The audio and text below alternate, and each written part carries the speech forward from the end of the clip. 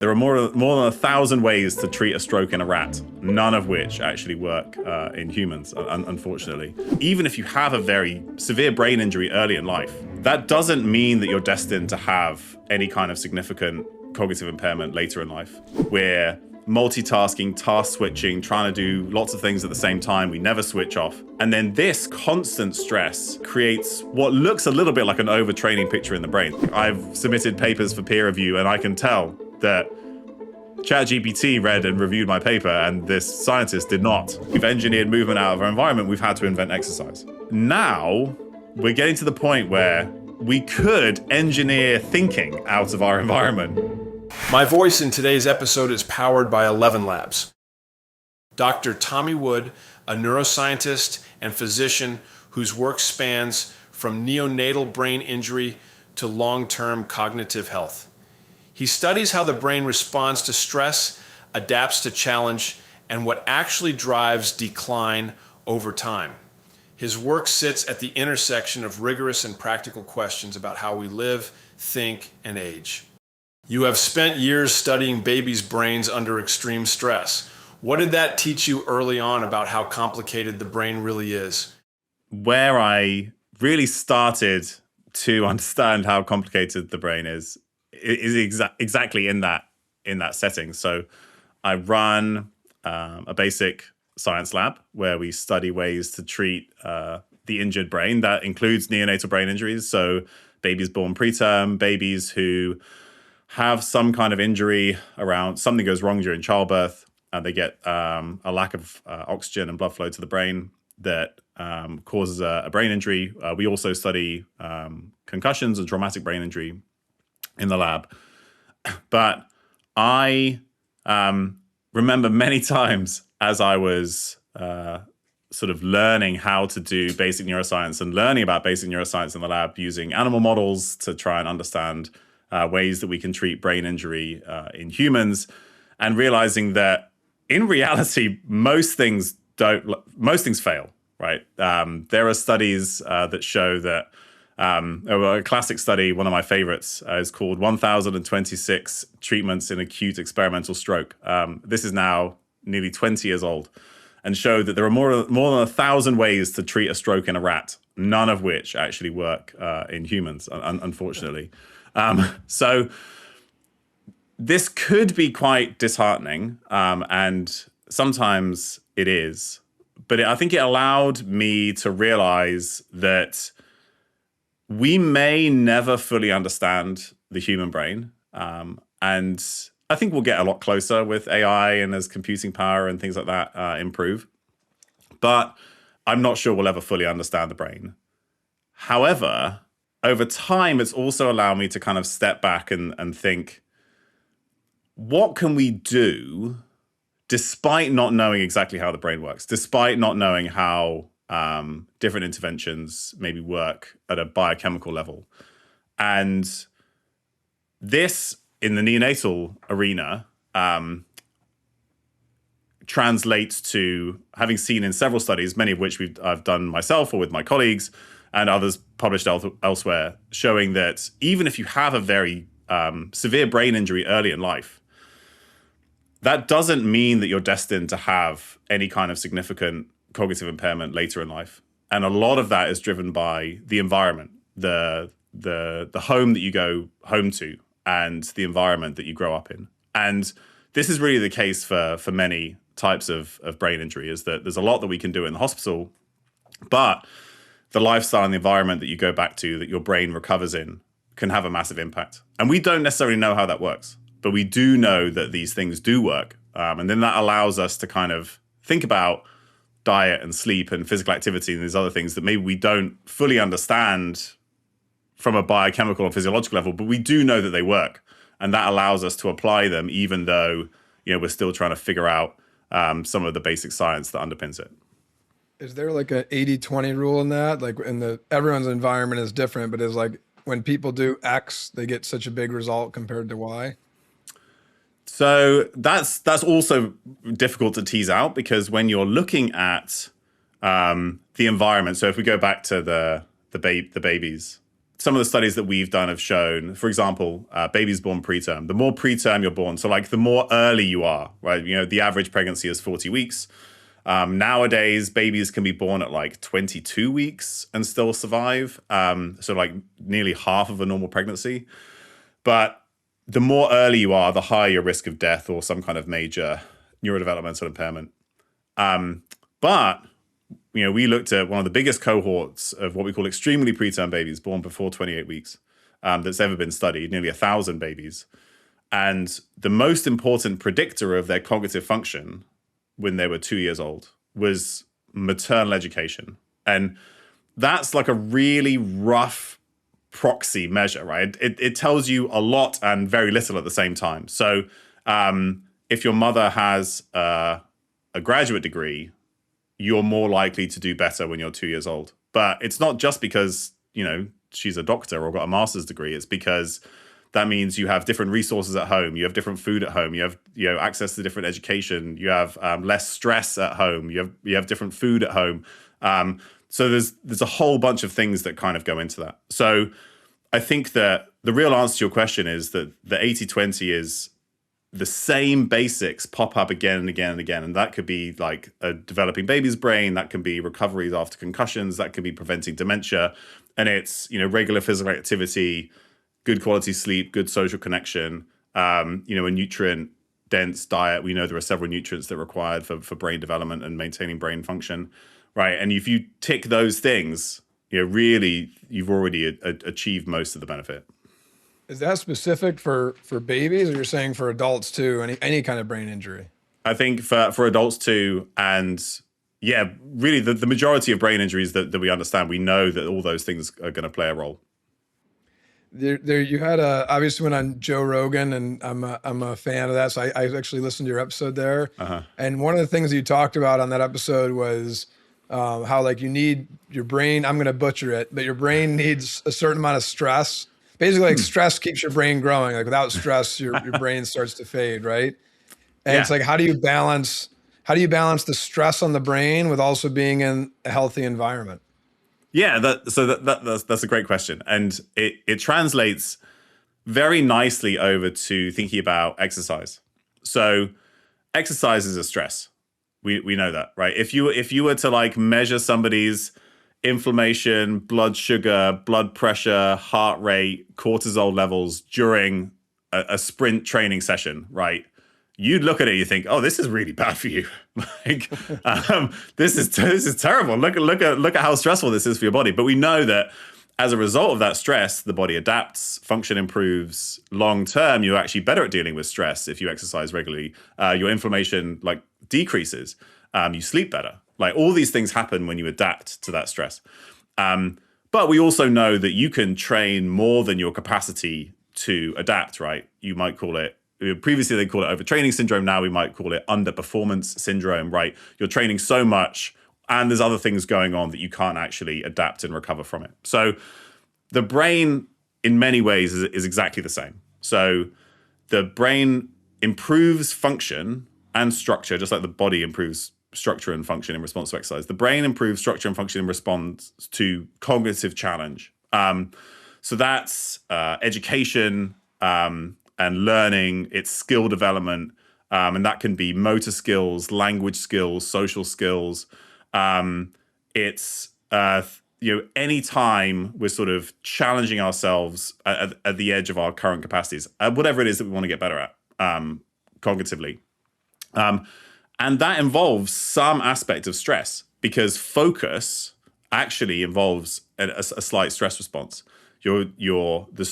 What stress does is it diverts your body's resources or your brain's resources to attend to something important. That's essentially what stress is, right? Because you need to respond in the moment to whatever it is that's driving that stress.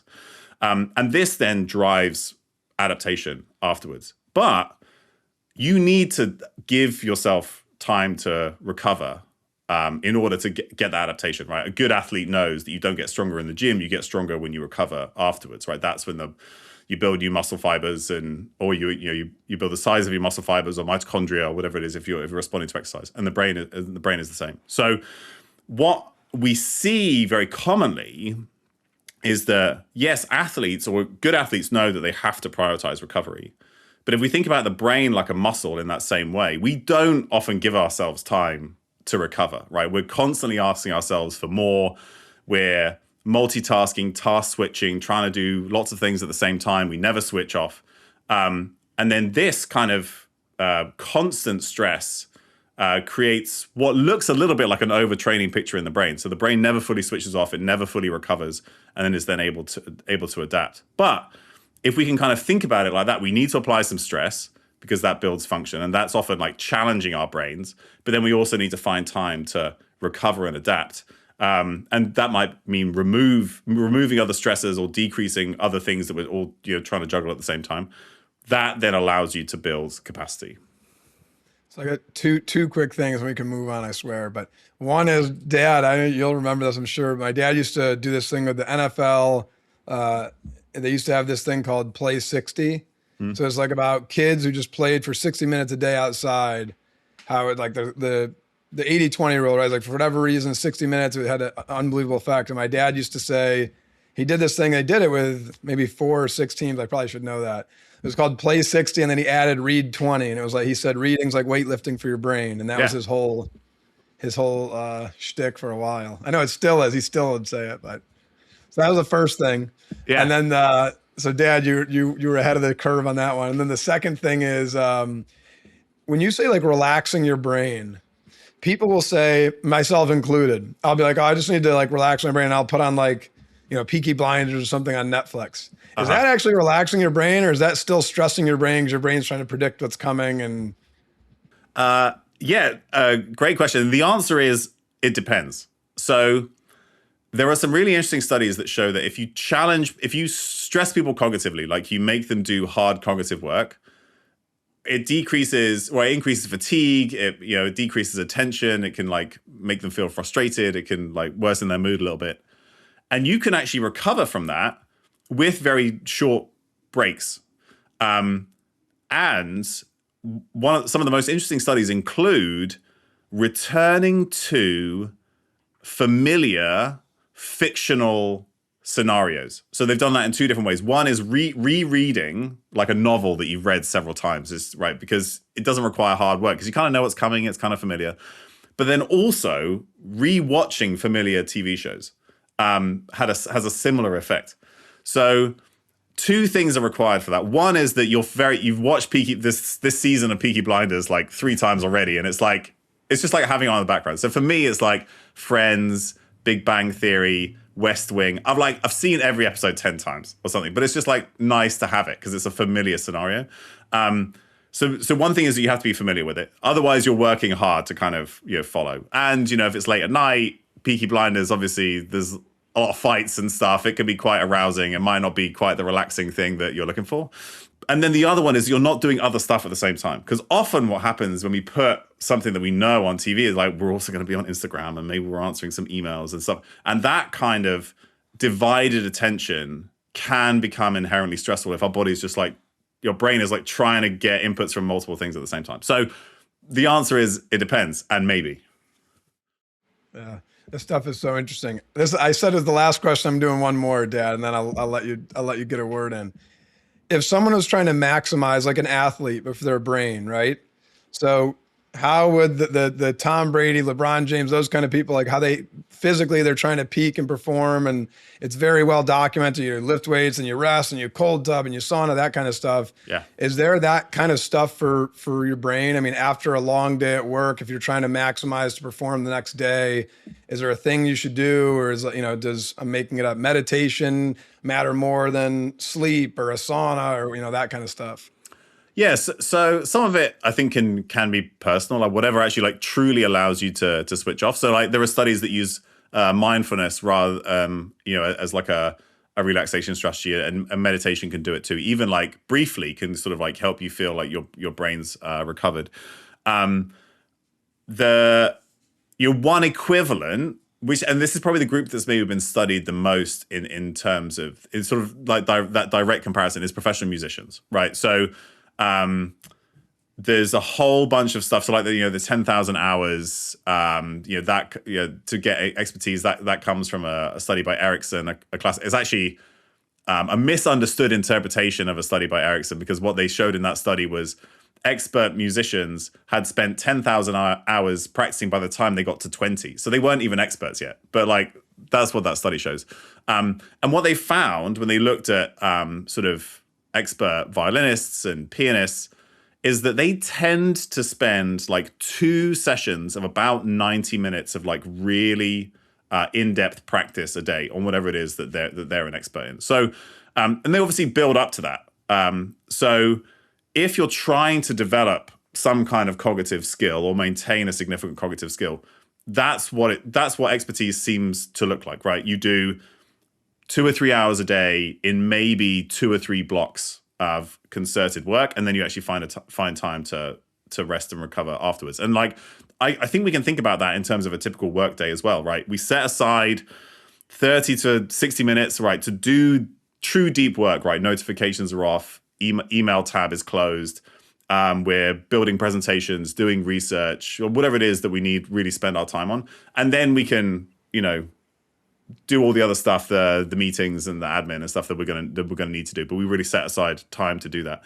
So I think that's what it looks like. Is first we have some really focused time to actually get work done or build the expertise that we're trying to build, and then find something that truly allows you to switch off. So right, it could be reading. It's allowed. It can be TV. It can be meditation. Sleep is probably the most important thing of everything. Because that's when, everything that you've learned during the day is consolidated. It's connected to all the other things you've learned. You sort of like store the memories that are important. You sweep out the ones that aren't important. You wipe the slate clean so the next day you can experience and remember things again. So that's kind of how I would think about it. You trained in medicine and then moved into research. What truth pushed you to make that change, and what did you feel you were leaving behind? Yeah, great question. So in reality, my career path has been kind of wending and driven largely by sort of, luck or serendipity or whatever you might call it. So I did study medicine. I did sort of like the beginnings of residency in the UK. And the structure is slightly different. In the UK, you kind of you specialize a little later. And so I didn't quite know what I wanted to specialize in. And I got offered the opportunity to do a PhD in the lab of a mentor who I'd actually done some work with when I was an undergrad. And so I kind of just, because I didn't know what else I was going to do. I wasn't sure what I was going to specialize in. I was like, oh yeah, I'll do a PhD. That sounds interesting. And so I moved from London, where I was working as a doctor, to Norway, where she'd moved her lab to. And I always imagined I was going to go back to medicine. I kind of decided I'd do anesthesiology and critical care medicine, something like that. I really enjoy that sort of the physiology part of that, like you're helping manage blood pressure and perfusion and like all these like sort of cool physiological processes, like to keep people alive, like that I really enjoyed that. So that was what I was going to go back and do. But then at the end of my first year of my PhD, I went to a conference and I met a girl, and she was American, and she was a postdoc at the time. She got her first job as a faculty at the University of Washington in Seattle, and I flew over to be with her, and now we're married. We've been together for more than 10 years at this point. And so I don't really feel like I left anything behind, because it's been fantastic. But one thing, and so basically because I hadn't finished my medical training when I moved over, I would have had to start from scratch. And at that point, I already had a bit of a career working as a consultant to athletes. I had like more of an academic career. And it just didn't really make sense to sort of quit all of that to work 80-hour weeks as a resident again. The one thing I do miss is night shifts, actually, because on night shifts, when you're a resident doctor, at least at the hospital that I worked at, it's like just you on your own keeping people alive. And yeah, it's exhausting and it's stressful, but there's nothing like that feeling, honestly. So yeah, I miss that sometimes, but I also now get to sleep and I don't have to work weekends if I don't want to. So there's lots of benefits to working in academia instead. That's terrifying to me, but it's relaxing to some. From that idea of stress shaping growth, what challenge in your own life shaped you the most? It's hard to say which challenge shaped me the most. I will say that now when I look back at, yeah, particularly my childhood and teenage years, all the stuff that I was like forced to do was probably really good for me. So like my mum made me play musical instruments and made me learn foreign languages. And I lived in foreign countries a bit because like both my parents were academics. So they do sabbaticals in Germany and France. And I think that kind of stuff, when you look at the research, but also just like thinking about what it teaches you, is coming up against the edge of your current capabilities, trying to push past them, learn, fail, struggle in a new environment. All that stuff we know like builds capacity in the brain as well as building sort of elements of psychological resilience. And then the final thing that I'll add on to that is probably a lot of the sort of the stuff that I did as an athlete, which I started kind of later in life. I didn't really start training as much until maybe like right towards the end of high school, and then going into my time as an undergrad. But I was a rower mainly, but I've done ultra marathons. I did the world's first fully off-road Ironman triathlon, which was just a 24-hour beatdown of misery in torrential rain in the UK. But it's stuff like that I think has really helped me build some like capacity, but also maybe some psychological resilience. I mean, we still have times when we feel overwhelmed, of course. But those kinds of challenges, both physical and cognitive, surviving in a new country, the language you don't know that well, doing those sort of quite hard physical challenges, I think both have played a big role in sort of helping me, develop whatever capacity that I have today. When did you realize that doing well is not the same as simply getting through life? And how did that change you? I think that something that maybe took me a while to realize is this kind of this difference between having these external drivers or motivators to do well versus like internally feeling like you're doing doing a good job that kind of drives you to do whatever it is that you do. Because we know that when you're driven by these external things, when you're driven by some outside force or some like future state, right? I'm going to achieve this thing, or I'm going to get this thing, and then I'm going to be happy, right? Like we know that's not right, even though that is often what drives us.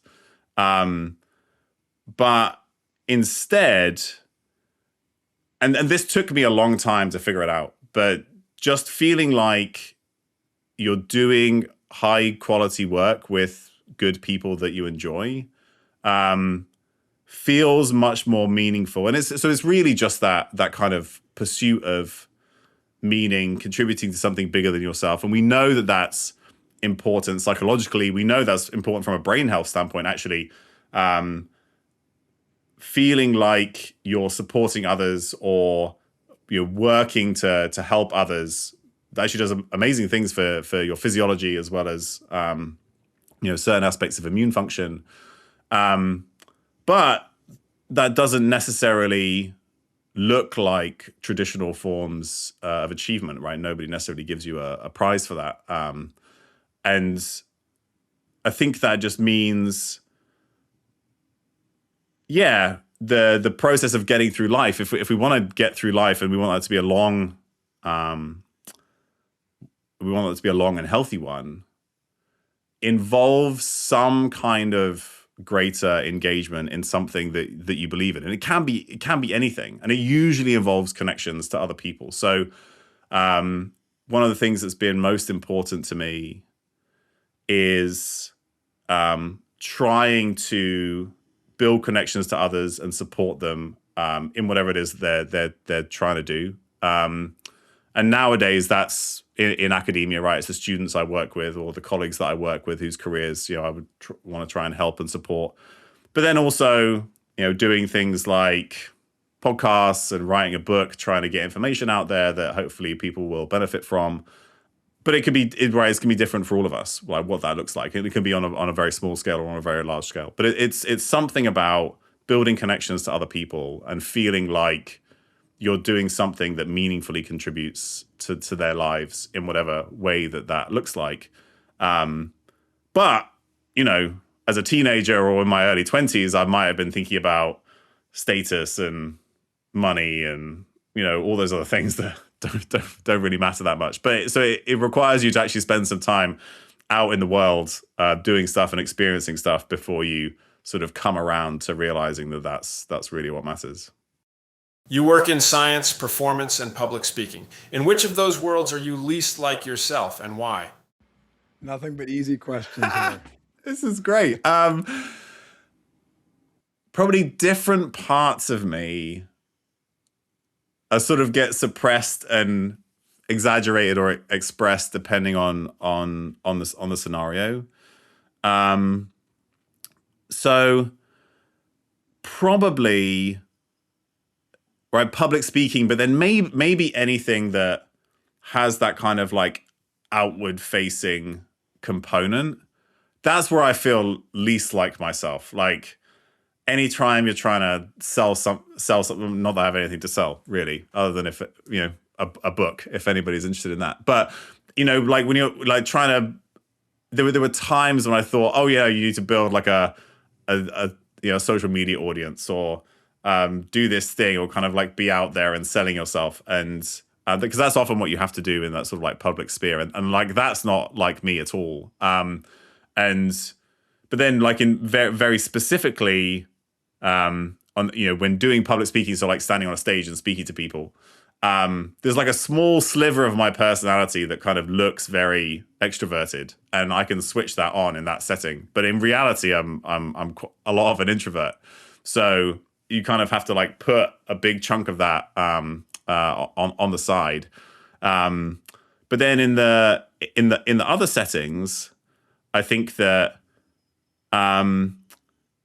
in the performance world, I have over time learned that it's much more about being able to like directly connect to people. So I think that's something that I'm quite good at, is developing relationships and seeing what's like going to be meaningful to somebody and actually sort of like build trust there. And it's much less about here's all the fanciest things and all the lists of supplements and the things that you can supply. And like I can do that too, but in reality, when you're working in those high performance environments, often in order to kind of have something become a meaningful intervention, or you're trying to help somebody improve their performance, you need to kind of build that level of trust. And so like that feels like a lot like me because I think that's like an important part of my personality. But that kind of, again, took me a while to sort of figure that stuff out. But in reality, maybe science is where I feel like most at home, because that's kind of how I think and enjoy thinking about things. So across those three that you mentioned in order, I feel like less and less like myself. But there's just like some part of myself that I can sort of leverage in that scenario. But I'm sort of generally quite a sort of like scientific and analytical thinker. But in the world of science, there isn't necessarily much, or it's often discouraged to have this kind of very sort of practical, pragmatic, person-focused aspect of it, because you're supposed to be very, cut and dried, and you've applied the right statistics, and these are what the data say, and that kind of stuff. But then that in the performance world, you have to be much more focused on like what's going to work for this individual person. You have to kind of relax some of your expectations in terms of what you're going to have in terms of data to kind of support something that you're going to do, and then you just have to like figure out and see if it works. And that's a process that I enjoy as well. And I have genuinely no idea whether I've answered your question, but those are like how I see myself in those different spheres. I think you did. Is there anything that he didn't put on there that you'd say is in that kind of main, like your core stuff, or is that covered them? Yeah, I think that in terms of like the jobs the jobs that I do, right? I work as an academic, I work as a performance consultant, and then I work as sort of like a public facing person, trying to kind of help people understand and apply science. So yeah, I think those are the main spheres that I kind of play in. Yeah, so I think that covers it. In your research, sometimes people do everything right and the outcome is still bad. How do you live with that? One of the things that you have to acknowledge, and in general, at the sort of intersection between science and the public, we're quite bad at acknowledging this.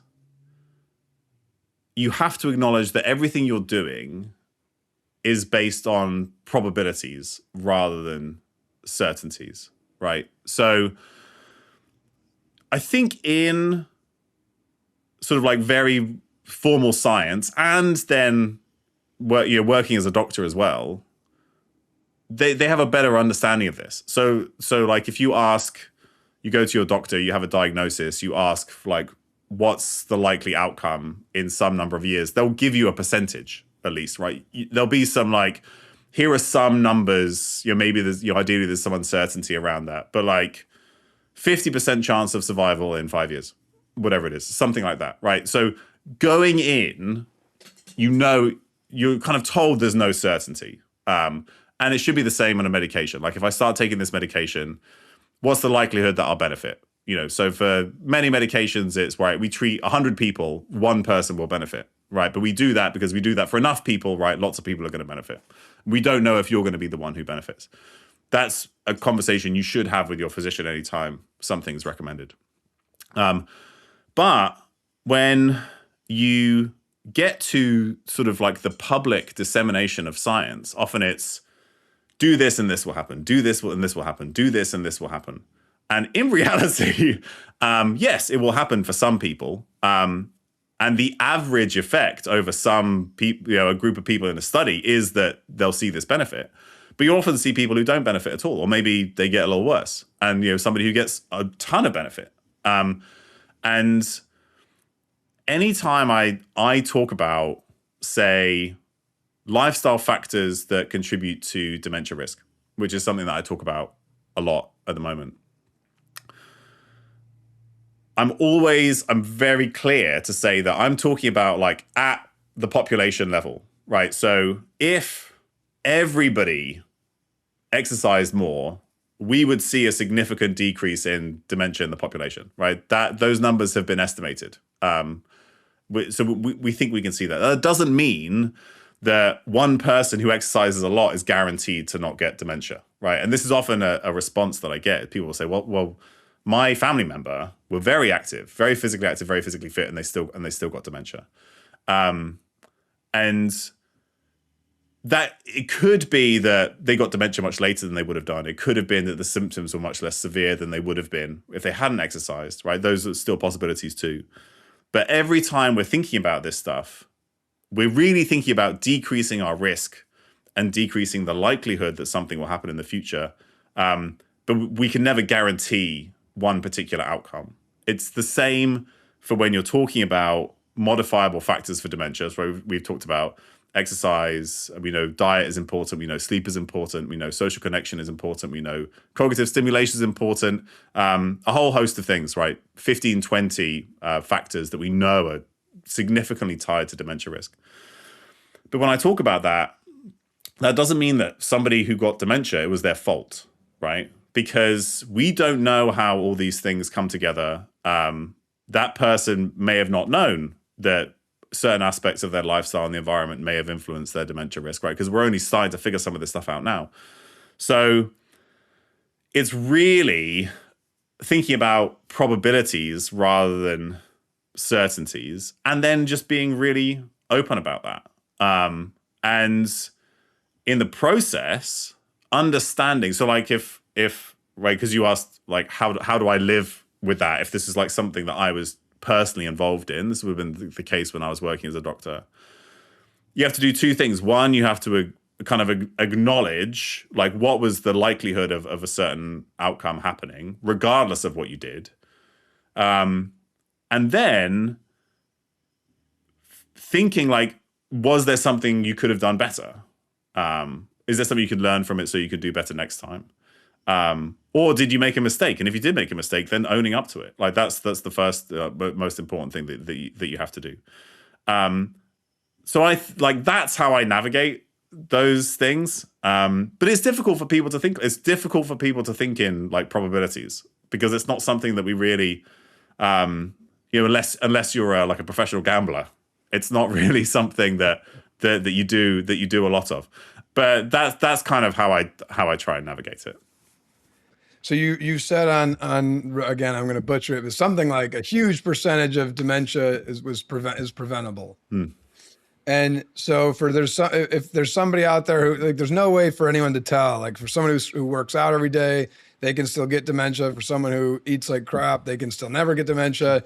So with that balance in mind, I mean, basically you're just asking people like, hey, there's these benefits. You might be at risk. You might as well try it. I mean, is that kind of I'm dumbing it way down. And I know there's a lot of other benefits too, other than just dementia prevention.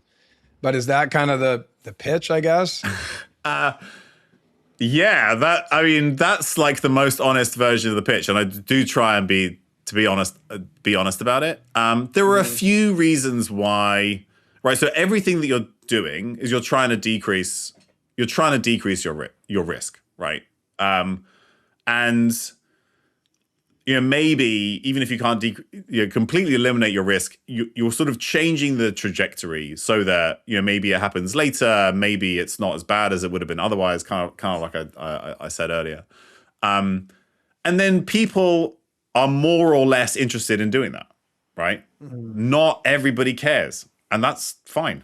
Really, I would just like people to have the information, have it be practical, accessible, and then they can implement it if they choose to. Some people feel very motivated to do this, or make lifestyle changes. They have a family member who had dementia, or they have other reasons they're really concerned about their dementia risk. This is where I think the proposition gets slightly better, is they're experiencing some kind of cognitive issues right now that they would like, right? They feel fatigued. They can't focus well. They're having memory issues. And then we know that there's a whole host of things that you can do now to improve that. Right, exercise in particular is really important for improving memory. Sleep, if you're not sleeping enough, really important for memory. You can improve your diet quality and you'll see aspects of cognitive function change in a relatively short period of time, or worsen if you sort of, there are studies where they just like add a bunch of candy bars to your diet and then see what happens to your cognitive function, and it's not great.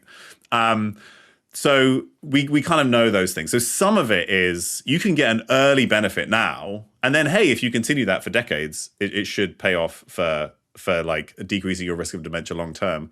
And that's a little bit better for most people, because if it doesn't work in the short term, or you don't feel any kind of benefit from it, you're very likely to not stick with it long term. So a lot of the things that I'd like to focus on are things that if you implement them now, I feel pretty good about the fact that you'll probably feel better.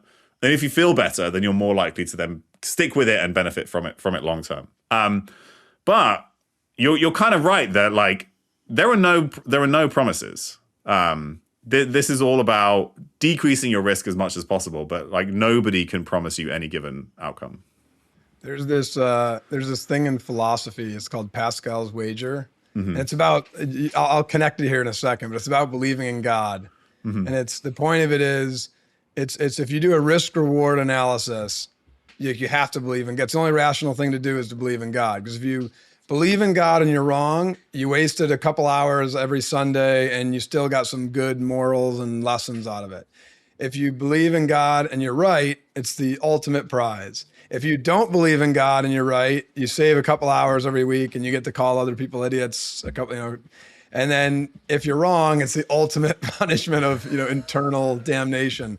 That's kind of how, not to that level, not to that extreme scenario, but that's kind of how I look at it. Like, I'm really big on trying to exercise for preventing stuff like this. I don't have anything, knock on wood, I don't have any signs or anything right now.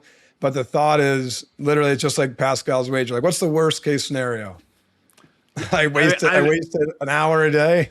Yeah, but that's where I do think it's worth thinking about some of the, at some point, opportunity cost does come into play, right? So I think about studies looking at physical fitness and longevity, right? And if I'm sure you listen to many of the podcasts and follow the people who talk about this stuff. They talk about like VO2 max is like one of your best predictors of, so like the maximum amount of oxygen that your body can take up during exercise is like a predictor of where it's one measure of your fitness, and it predicts how long you live, right?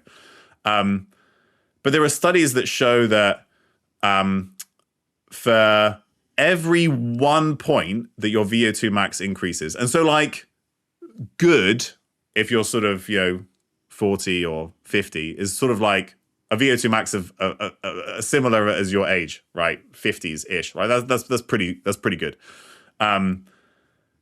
Each 1 point that your VO2 max increases, on average in this one study, increased your life by 45 days. Now, if your VO2 max is very low and you improve it by like 10 points, like that's totally worth it. And also very easy. It doesn't take that much, right? You can like go for a brisk walk 3 times a week and see that benefit. But if you're trying to improve your VO2 max from like 60 to 65, which in this study would mean like you live an extra half a year, that's hours of training every week that you're investing just to like push that number up a little, right? And so most of the benefit comes from moving from doing nothing in an area to doing something. And then at some point, and the reason why I say this is because we get so focused on optimizing everything. But like if you optimize your exercise strategy, right, to build VO2 max, I mean, you're spending hours and hours, right? It's not 2 hours. It's not 2 hours a week. It's not 2 hours on a Sunday in church, right? This is hours every day training that you could be spending with your family, that you could be spending traveling, that you could be spending doing something that's potentially more meaningful. So I like your comparison. It's just that in the modern version of this kind of optimization of health, we get to a point where we spend so much time doing that we may be losing out elsewhere because we become so hyper-focused on getting everything perfect. Whereas actually the biggest benefit comes from going from not doing anything to doing something. You see that too in like those like Huberman or Rhonda Patrick or all those people, like in their videos, people are like, wait a second. So for me to get all this done before I go to work in the morning, I need to wake up at 2 a.m. I need to sauna, then I need to journal, then I need to meditate, then I need to ice bath, then I need to, I guess it depends too, very lifestyle dependent, and 80-20 rule, right? If it's an hour walk or something like that, it's very different than doing 3 training sessions a day. Yeah, exactly. And right, like no shade on people who want to do that. I'm just saying it's not something that we all need to do, because actually most of the evidence suggests it's going from sleeping 6 hours to sleeping 7 hours, right? It's not that you need to spend 9 hours of sleep, like maximizing everything with all the gadgets and tools and that kind of stuff. It's moving every day rather than, doing 6 hours of zone 2 plus resistance training plus HIIT training plus all this other kind of stuff. You get a lot just by covering your bases across multiple areas. Yeah. Staying with that uncertainty, you talk a lot about prevention, but much of your work is with serious brain injury. Where have you seen prevention fail in a way that changed how you think? I guess some of the experiences where this is maybe most relevant. So both of the kind of the main settings of acute brain injury that I work in, one sort of around birth in babies, and then also in concussions or traumatic brain injuries. The problem with both of those, and one of the reasons why prevention is so difficult, is because they're very difficult to predict. Yes, there are groups that are at higher risk of both that we know about, that you can kind of track. And obviously, so we're thinking about concussions. We know it's much more common in athletes and in military groups, for example. But if you're trying to prevent something, then in those settings, it's often not that you can actually prevent it. What you're really thinking about is like trying to mitigate some of the effects of it, and then you really have to apply it to everybody, so that you can kind of, because you don't know who's going to get the concussion, say in a given game or a given operation. But equally, at the same time, it's really hard to do a trial that's kind of, a randomized controlled trial to do that. And so I think we're seeing a little bit of that right now. So there are some supplements that could potentially be beneficial, and it's ideal to have them on board when you get a concussion. So creatine would be a good example of that. We think we have good evidence from the lab that having creatine on board beforehand can decrease a brain injury. There are some studies, particularly in pediatric concussions, that creatine afterwards may improve recovery. But ideally, you want to have it on board beforehand. And then, so if you're thinking about athletes in the military, they're all just like taking it now. So you can't do a randomized controlled trial because everybody is taking it. And hopefully that's helping them, but we can't really prove that that's the case. And so a lot of it is just that it's really tricky to put things in place beforehand and then really measure that in a rigorous way. Again, we just kind of have to acknowledge some of the issues with doing that kind of research. Something else that I think has been potentially problematic, and again, hard to kind of prove one way or the other, but there are settings, so particularly in sports, and I'm going to use American football as an example, where potential advances in terms of technology that could potentially help protect the brain in the setting of a concussion changes how people think about whether they're protected or not. So if you think that this improved helmet is going to help you, maybe you then stop protecting your brain in the same way. So you actually end up putting yourself at a greater risk. And I think something similar happened with the Q collar. So for those who are not familiar, the Q collar was a device that went around the neck. It compressed the jugular veins to stop blood flow draining from the head. And it created a slight kind of increase in the amount of blood in the brain. This idea is a good one. This is actually, and I'm like in my lab, we're helping to develop a device that does exactly this, but does it right at the moment of impact rather than chronically through a game, and to a much greater extent, which should be more protective, but it requires a completely different way to do it. But I think there was a potential issue. First of all, there's now been some stuff that's come out that suggests that they kind of fudged the data and maybe it wasn't really protective at all. Oh no. Yeah, and the fact that there was like a big expose in the New York Times, I think, and there was a paper written in one of the BMJ journals about this. Plus the fact that like having this thing on your neck and like having this slight increase in blood in the brain may have actually impaired decision making on the field. It's uncomfortable, and it's almost like you have this very like mild headache, or that's what it can feel like. So that could have like actually had the opposite effect from what they were really trying to do, and that's a big. And it's hard to say whether any of that's true, but that's kind of what some people have suggested. And so at the same time, if you feel more protected, you may be less likely to protect your own head because you're like, oh, I'm wearing this thing, and this is going to protect me, right? So I think that's something that we've seen a bit of in that kind of sport. We're trying to prevent something, changes somebody's behavior that then actually ends up putting them at a greater risk.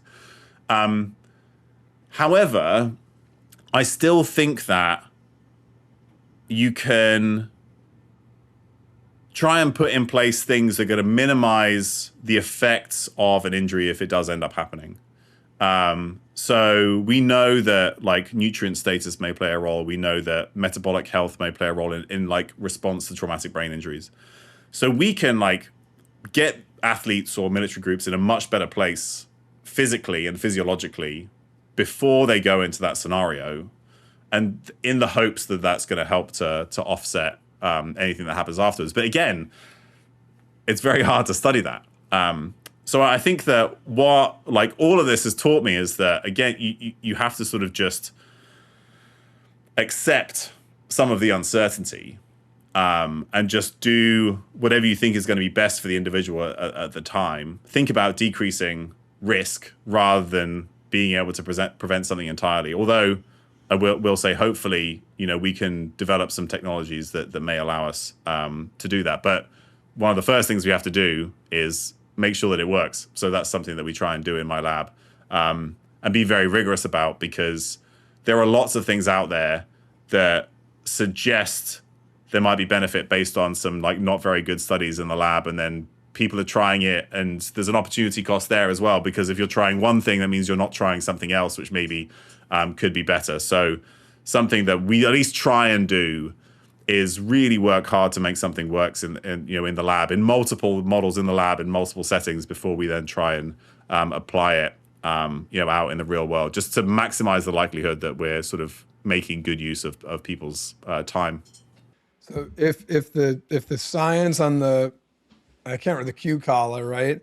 If the science on that is not good, do you think it's, if it was kind of I guess if it was intentionally misrepresented, that's a whole different thing. Yeah, I can't say that definitely happened, but there's been some questions about like how good it really was before it was being used in people. You know what I mean?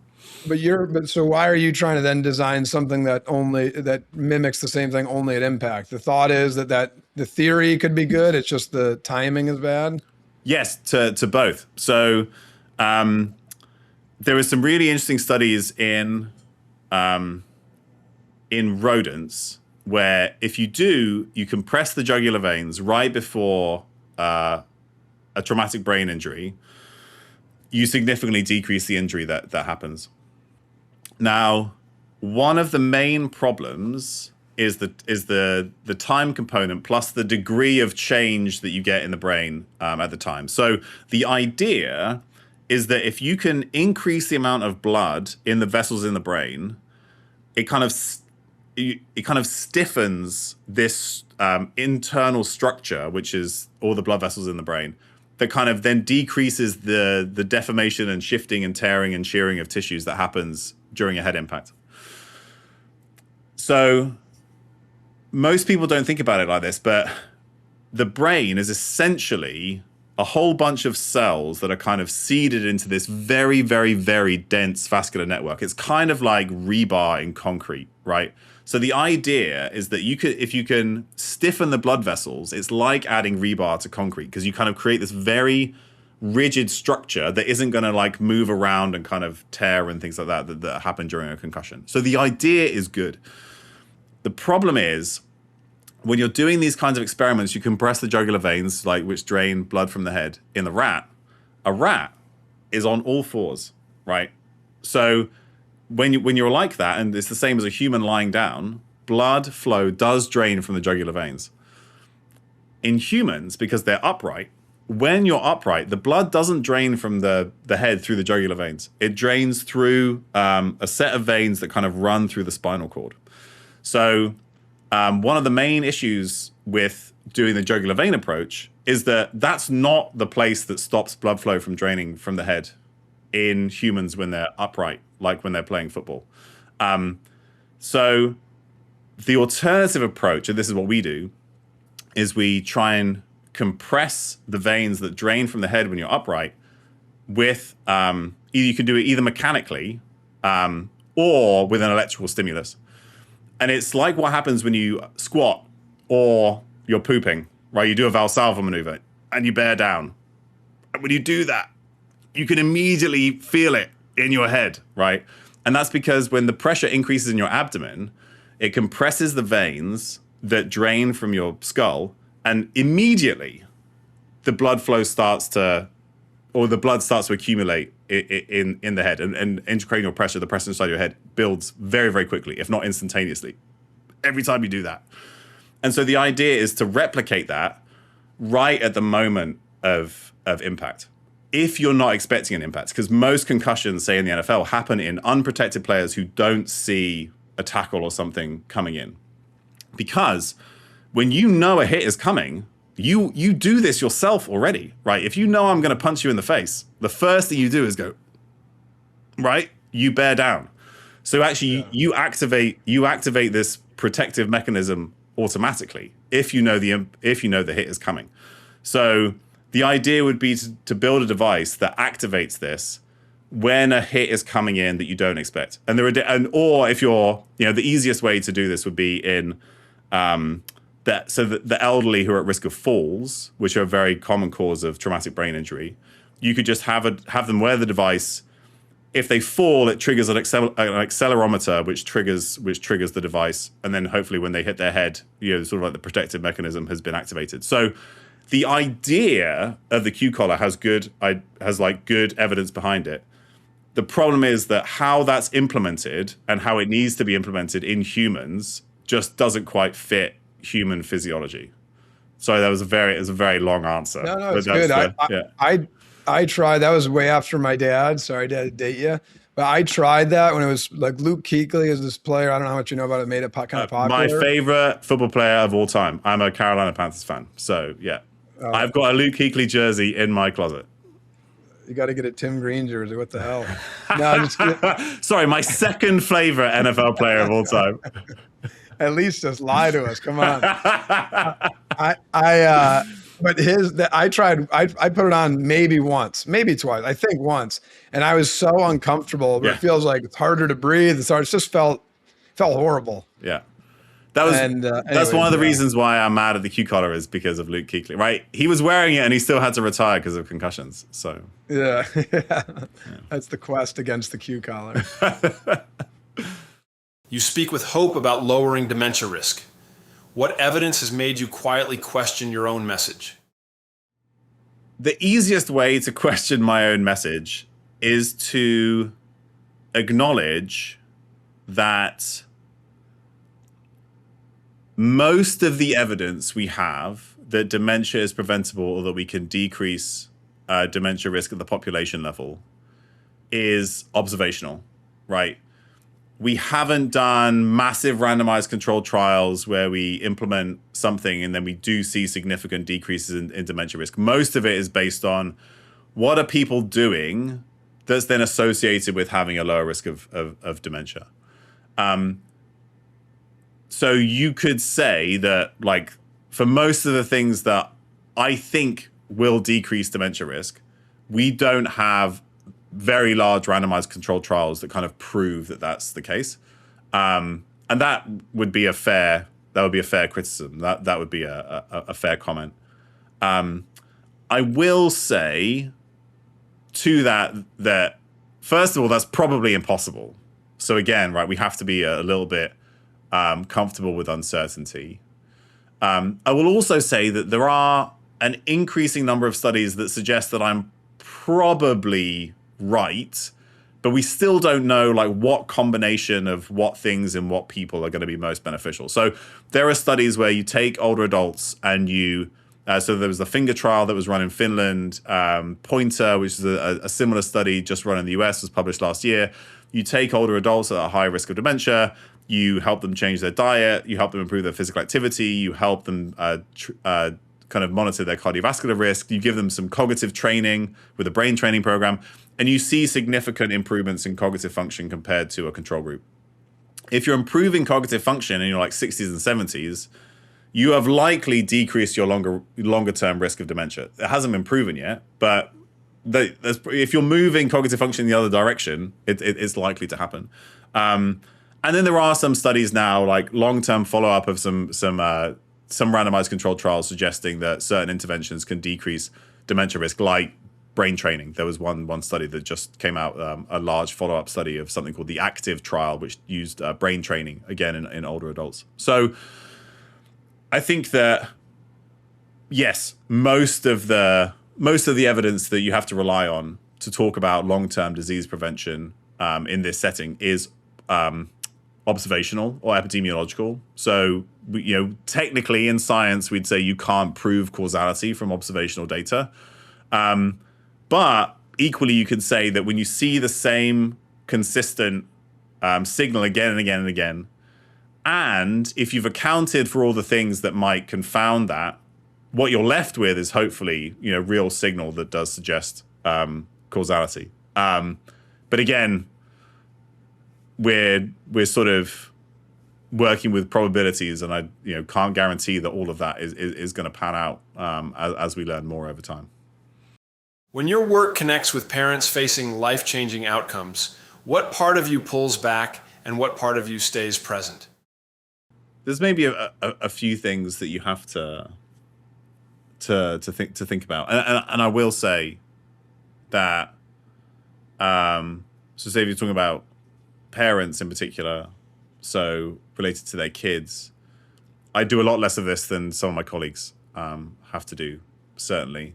But I think I often, people ask me about childhood development or things that have happened to their kids because they're worried about them, and there's a couple of things that you often have to do when you're in that position. One is you have to acknowledge what you do or don't know, or what you have capacity to help with. So that's something that I hope sticks around.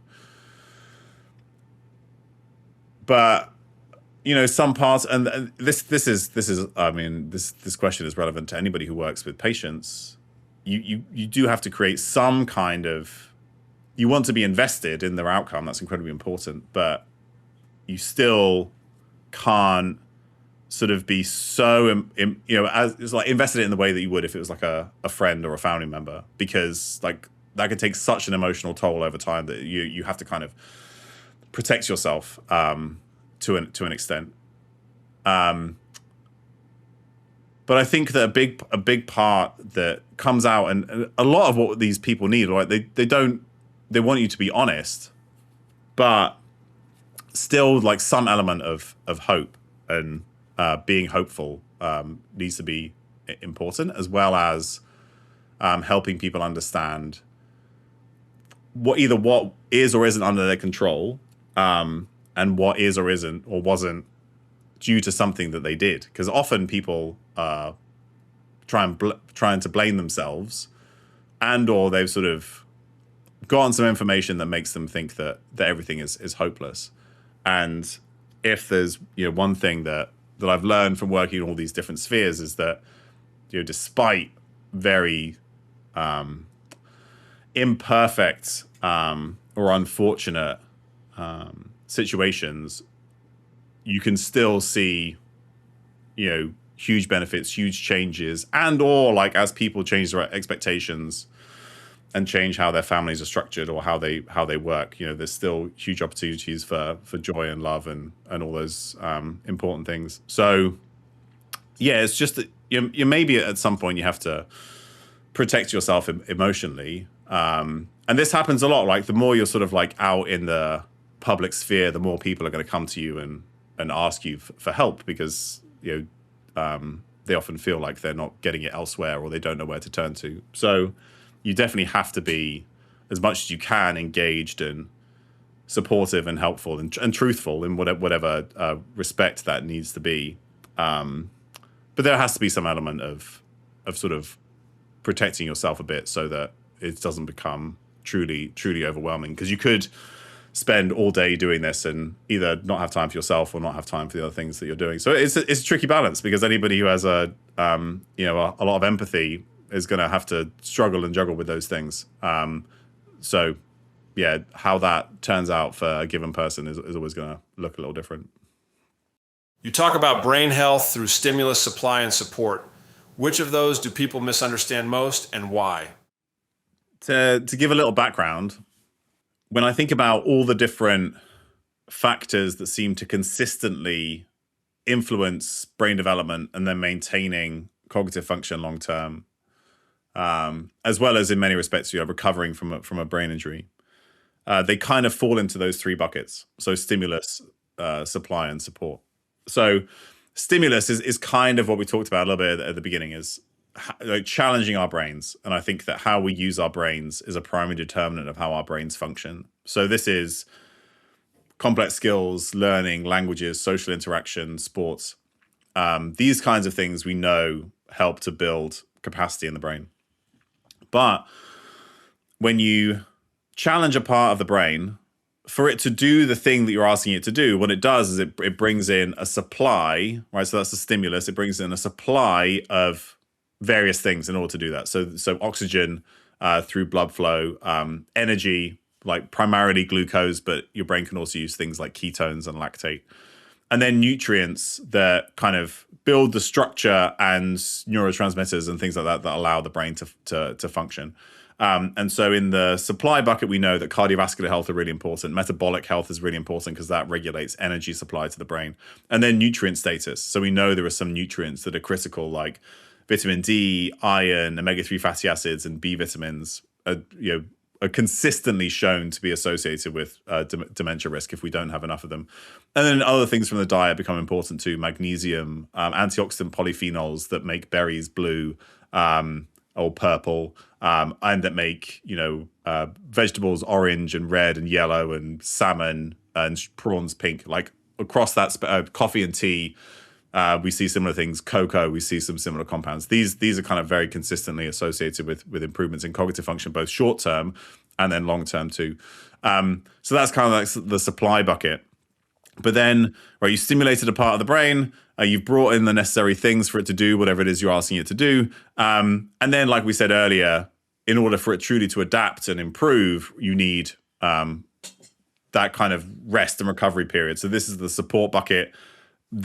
Probably the biggest component is sleep, but there are other things that support brain adaptation, like hormones and factors produced during exercise, like a brain-derived neurotrophic factor.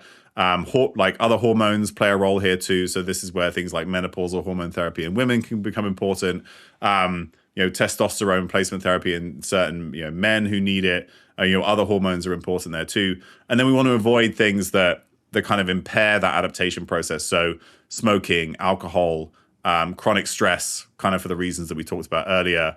Air pollution is a big dementia risk factor. Dental disease, because like that increases inflammation that can affect the brain. So those are kind of the three buckets. And then the one that I think, or the ones that are sort of like most misunderstood, I think it kind of depends on where you are in your life trajectory. So in individuals sort of like in midlife, say 30s to 50s, often they don't, they're very busy. They've got a whole bunch of stuff. They've got families, they've got jobs, they've got commitments. And so what they don't spend a lot of time is thinking about that sort of like support bucket. Are they sleeping? Are they actually giving themselves some time to like rest and recover?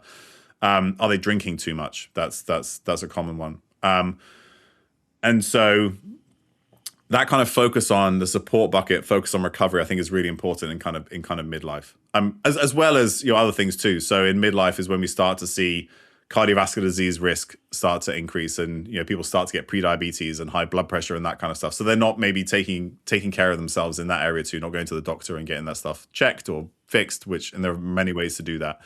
But then as you get older, I think the stimulus bucket becomes particularly important. So everybody's heard that, I'm going to retire and then I'm going to keep my brain sharp by doing Sudoku, right? Or by doing crosswords.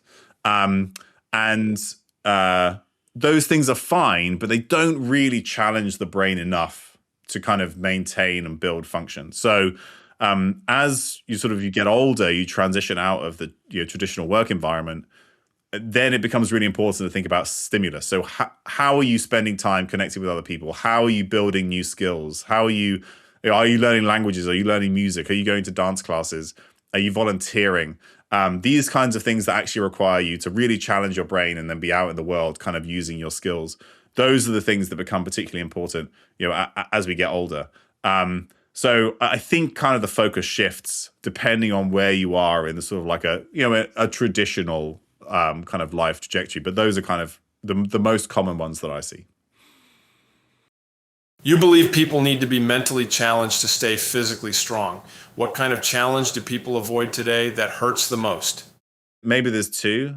One is, it's not challenging in the traditional sense, but like nowadays, we never have to just spend time with our own thoughts, right? Because there's constantly something that can distract us. And I think that's problematic in a lot of ways, but it's like never being able to be bored, never be like actually just like allowing your brain to sort of free associate and idle, when actually a lot of interesting like creative processes can happen, and you can actually do some emotional processing about things if you need to. We avoid that, right? We avoid having to be sort of alone with our own thoughts because we can listen to a podcast, or we can watch a TV show, or we can go on Instagram or whatever, right? We never actually have to do that. So I think that's something that we avoid to our detriment. And then increasingly, people are avoiding actually doing hard cognitive work at work because they can just let AI do it. And this is like, regardless of the sphere that you work in, everything that we previously had to do with our brains, now you could ask a whole bunch of AI agents to do it for you. And there hasn't been a ton of research on this yet, but what has been done so far basically shows that if you ask some technological tool to do the hard thinking for you, then you don't activate those brain networks that you would have done otherwise. The work doesn't feel like yours, and you remember it less well, and it's of a lower quality, at least, right now. So like, it's kind of lose, lose, lose, because if you're asking an AI tool to do something for you, you are then actively like not doing it yourself. So you're not maintaining that skill, and then you're going to lose that skill over time. So like, maybe for some menial tasks, that's okay. Maybe, and then that frees up time for you to do other important things. Great. But I know people, scientists who are using AI tools to design their experiments, analyze their data, write their papers. And so like, they're not doing science anymore. What they're doing is they're just telling chatbots to do the science for them. And you can often see, like, I've submitted papers for peer review, and I can tell that ChatGPT read and reviewed my paper, and this scientist did not. It's very clear because ChatGPT did not do a good job. And so this is kind of what I worry about, is that we're getting to the point now. I'll give some like concrete examples. So like, historically, we didn't live in an environment where just like food is abundant and like 3 times as many calories as we need are available to us easily every day, if not more. And because of that, we've had to invent diets, right? Because it's not necessarily that dieting or caloric restriction or intermittent fasting or whatever is healthy. It's that chronically overeating is like as some people call it, a life-shortening condition. This is Charles Brenner, who's a longevity expert. It's right. It's not that fasting is good for you. It's just that it provides you a way to avoid the downsides of overeating. And similarly, we've kind of engineered out any need for us to move from our environment, right? You don't need to go anywhere. You can just lie semi-comatose on your couch all day and do your work and watch your TV and like never have to move at all. Somebody's going to deliver food for you. And so because we've engineered movement out of our environment, we've had to invent exercise. And now we're getting to the point where we could engineer thinking out of our environment, and we're going to have to find some way to actually bring that back, because we'll see the same thing, right? We never build cognitive skills and we'll start to lose them, right? And then that's going to negatively affect our long-term cognitive function. So these things can be used to kind of, right, you do the hard work yourself, and then you say, hey, Claude, how could I do better? What should I add? What should I be thinking about? You use that feedback, you kind of build that in yourself. That could then allow you to improve your skills. Or you can let the thing do all the work for you, and then you would lose those skills and those inputs. So I'm kind of worried that we're at this frontier where nobody's actually going to have to think about anything anymore. But we could these tools could be a boon if we actually kind of use them in the right way. Yeah, it seems like it's a really slippery slope, though. Yeah. You explain science to the public. What is the line between making it simple and making it misleading? I don't think that it ever has to be. I don't think it ever has to be misleading. But it is very common that people do make science misleading. And I think part of it is underestimating what people are capable of understanding. And,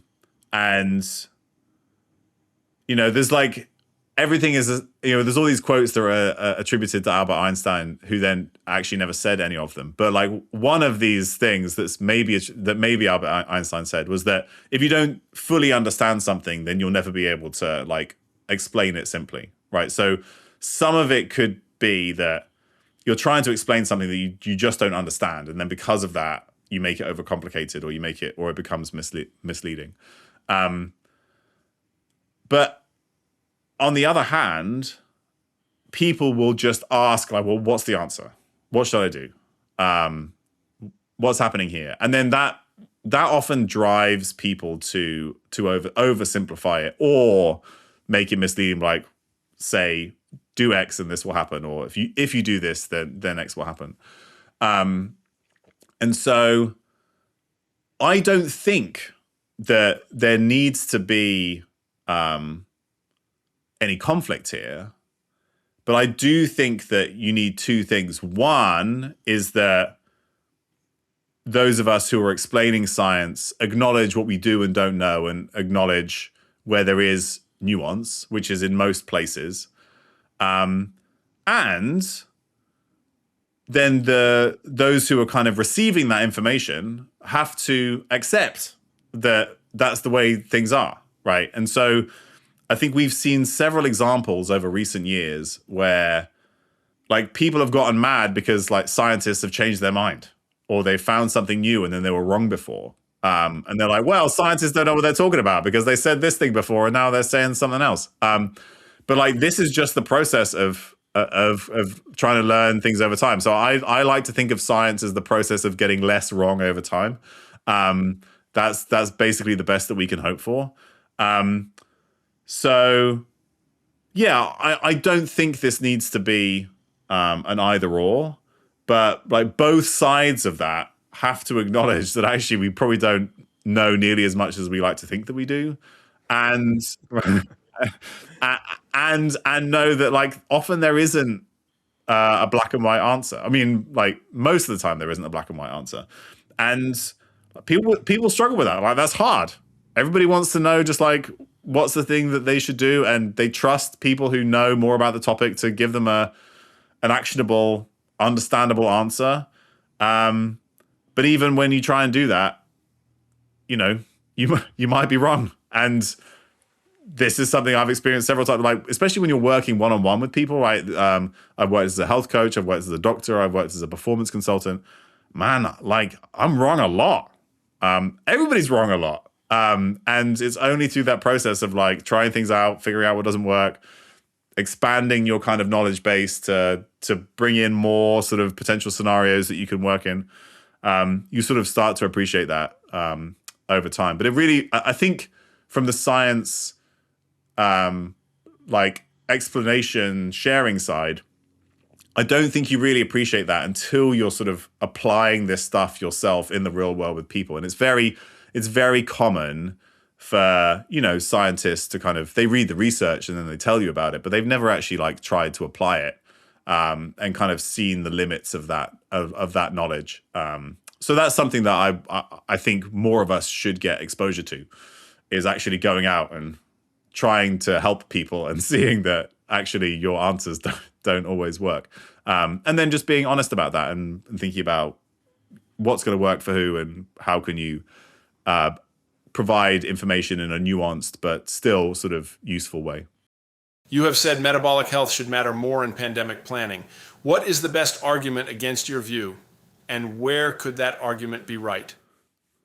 So this was a perspective that I wrote with a friend of mine right at the beginning of the COVID pandemic, when we were starting to realize that those at the highest risk of poor COVID outcomes were those with worse metabolic health. So, evidence of metabolic disease, metabolic syndrome, central obesity, high blood pressure, high blood sugar.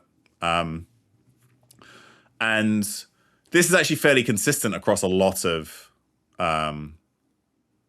viral infections. So we see similar things with flu. They saw similar things with previous versions of the coronaviruses, like SARS. And so the idea being that in order to kind of shore up population health in the setting of a pandemic, focusing on the health of that population first, and metabolic health being, and we know that metabolic syndrome also increases risk of cardiovascular disease and cancers and all that kind of stuff, right? That, from a prevention standpoint, focusing on the health of the population would ideally then improve outcomes should a future pandemic hit, whatever that be. And like the most likely future pandemic is probably going to be a flu virus. So the argument against that is, this is all very nice, but again, you've based it all on epidemiological studies, right? And so you can't randomize somebody to have metabolic disease or not and then expose them to a virus and see what happens, right? That kind of research isn't ethical at all. The kind of the other side of it is that up to a certain point, there are some potentially valid arguments that say that some of the reason why people who have metabolic disease, so particularly, and like obesity is the best example of this, some of the reasons they have worse health outcomes is because they're not treated as fairly by the healthcare system, right? We expect them to be sicker. Often they feel a stigma around their weight. Often they don't want to go into a healthcare setting because they don't want to talk about their weight because they're going to feel stigmatized because of it. And then because of that, they have worse health outcomes. Plus, there's maybe an effect. There's actually some studies that show like an immune inflammatory response to experiencing weight stigma. Just actually, there's similar things to experiencing discrimination for other reasons like race. So the way that we treat people creates a physiological response that could negatively impact their health. So some of the argument against what I might say could be, well, one of the reasons why these people are getting worse outcomes is because they're not treated in the same way by the healthcare system because of like what people think about individuals who are obese in a negative way, and they're stigmatized, or they don't get quite the same treatment, and that could negatively impact their health, which is also true. So I think both of these things can be true at the same time. So how we treat people affects their health in multiple ways because of the effects of being stigmatized or discriminated against. It directly affects their physiology. We know that. But at the same time, we also know that there's a direct effect of having metabolic disease on many things, future disease risk, as well as say how you might, your risk of a poor outcome if you're exposed to a respiratory virus, if it's a bad one. So I think that there's truth on both sides, and that needs to be acknowledged. We need to, a big issue that's come out, and we see this a lot, is that people kind of argue both sides as if it's black and white. Like either this is all driven by metabolic disease, or all of the effects of obesity on health are driven by weight stigma. And I think both are true, and they're both contributing. And we need to acknowledge that. And that's a good example of where sort of people who would argue against me do actually, there is absolutely some truth in what they say, and we have to change that, right? We have to change, right? Everybody has to be treated exactly the same way, regardless of anything, because we know that not treating people in an equitable and fair and supportive manner will negatively impact their health. And so we don't want to contribute to that. But we also have to acknowledge that there is some impact of some of these things, like obesity, on our health at the same time. That's kind of independent of the effect of how people are treated. So again, there's more gray areas. Your work shapes how people think about their future brain health. How much responsibility do you feel sharing something so vital? This is an interesting philosophical question and an important one. And it's also interesting because there's this debate about how much our health is driven by our own personal responsibility as well. So the first thing that I think we can do, and this is where I kind of see myself, is that there's some aspects of what we know about what we can do for our brain health, or like what we know, I mean, like scientifically, academically, that perhaps the general public who would benefit from this information don't know yet. And that's where I hope to at least open that window for people to know that some cognitive trajectory or future isn't predestined, isn't predetermined, that they have some agency in that process. Because if you don't know that you have some influence there, then you won't do anything about it in the first place. The other side of it is that when you go out there and talk about all these different things that influence people's brain health, it can get very overwhelming for people, right? I can give you a list of 20 or 30 things that are critical. Blood tests you should get, and supplements you could take, and different types of exercise you could do, and like why your sleep is important, and all this stuff. And so I think then if you're going to provide that information to people, you should also, to the best of your ability, make it accessible and practical so that people don't feel overwhelmed. Or, and this is we've seen quite a lot of this as well, they don't feel like you've set some unattainable bar for them that then creates an additional stressor. So like, well, if you sleep 6 hours a night and somebody's telling you have to sleep 9 hours a night, but you have kids and you have a job and you're never going to sleep 9 hours a night, you have then done that person a disservice, because every night they're like, well, I can only sleep for 6 hours. Like, what are the terrible things I'm doing to my brain? And we see this a ton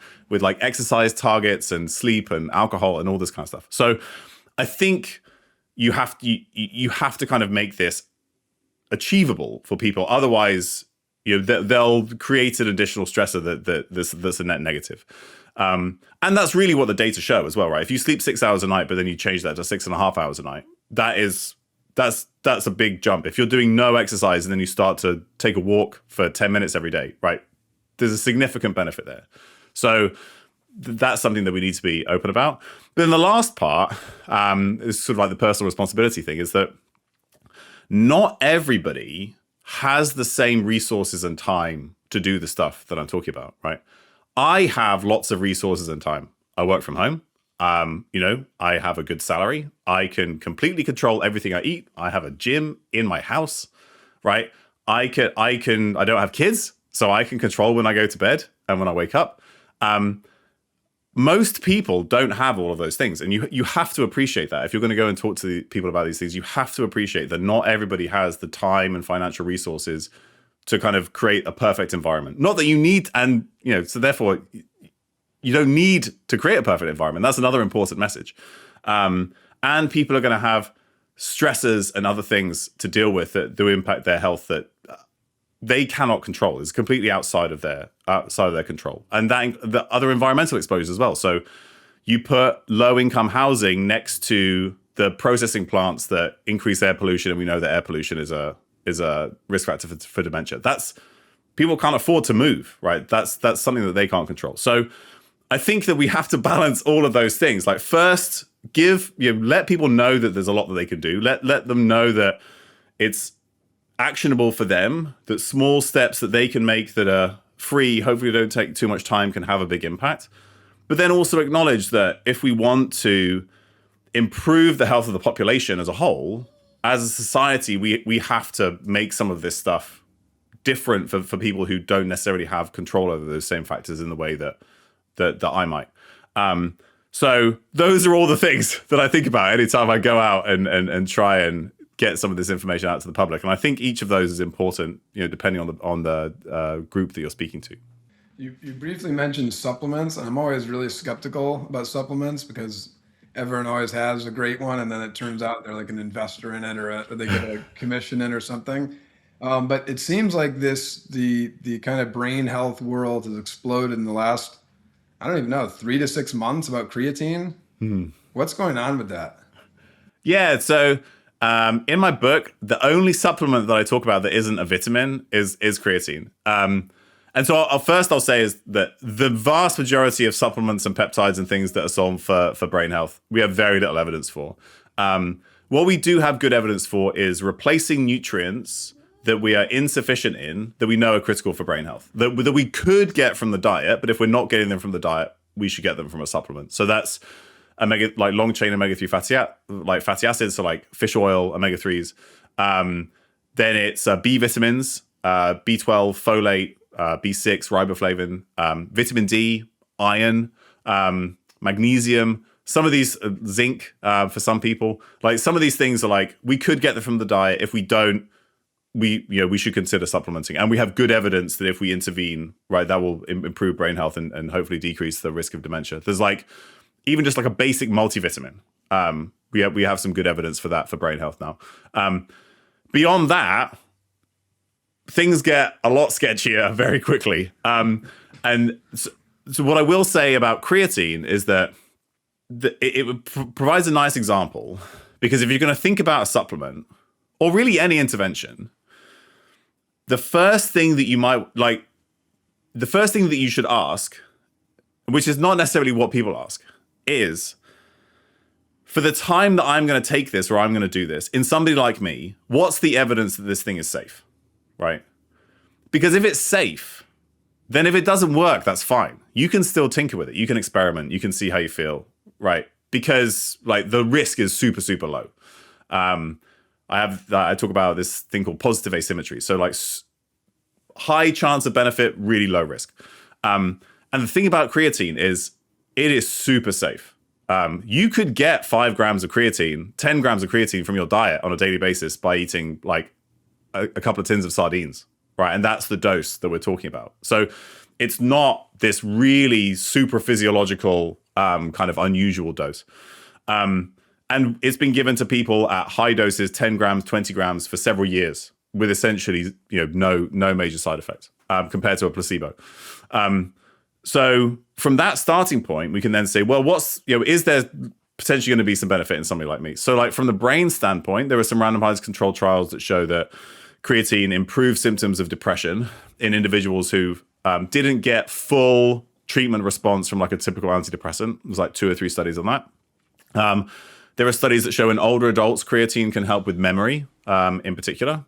And then there's been some more recent studies on creatine buffering some of the cognitive effects of sleep deprivation. Actually, there are some studies even going back like 15 years in rugby players that showed that they maintained rugby-specific sports skills better if they took a standard dose of creatine, like 5 or 10 grams, if they hadn't slept properly. So there's just like a number of interesting studies that kind of say creatine might be having some benefits to the brain. And even though the evidence isn't super, super strong, we can fall back on, we know it's safe. So if you want to try experimenting with it, there's potential for benefit there, and you can see. Most other supplements, we don't even know safety data, let alone whether it's going to be beneficial. So creatine is a nice kind of example there.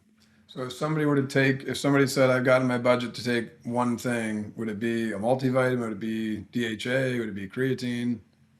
Ideally, you'd get a blood test to kind of understand this a little better. So is your homocysteine elevated? That's a marker of needing more B vitamins. So a homocysteine over 13 especially, but probably a homocysteine over 11 suggests you need more B12, folate, B6, or riboflavin, maybe a combination of those. You can test your omega-3 status. You can test your iron. You can test your iron status, like make sure you're not anemic. I think for most people, if there's a combination pack where you take a basic multivitamin and a good fish oil, that would probably be my my choice, because that multivitamin is going to have some B vitamins in it. It's going to have some vitamin D. We know that vitamin D is critical. But yeah, if you're going to pick one thing, I think at this point, because we have a nice big trial that was published recently, the Cosmos trial, that gave people Centrum Silver, like the most basic multivitamin, and they saw brain-related benefits. So that would be a great place to start. If you've only got one thing in your budget, that would be cover your bases that way. I'm going to give you a really specific hypothetical here. Okay. Let's say hypothetically somebody had severe a brain injury type thing that caused ALS. Asking for a friend. Repetitive blows to the head that caused ALS. At that point, like once your brain is on that track, do you still, is it, does it not matter because you're already down the track? Is it the same level of importance or is it more important? Like the most honest answer is we don't know. What we do know, I think reasonably well, is that things like certain nutrient status and physical health can impact how we respond to brain injuries in the first place. So I think it's still reasonable and then that can affect pathology in the brain over time. So I think it's still reasonable to say, am I like checking my blood sugar, checking my blood pressure, addressing those, like physical health, addressing those. Homocysteine, right, is a good example. Homocysteine actually accelerates the phosphorylation of tau, which is one of like the hallmarks of CTE. So like get that measured and take a B vitamin if you need. Do I know that that's going to have a significant long-term effect? No, I don't in your specific hypothetical.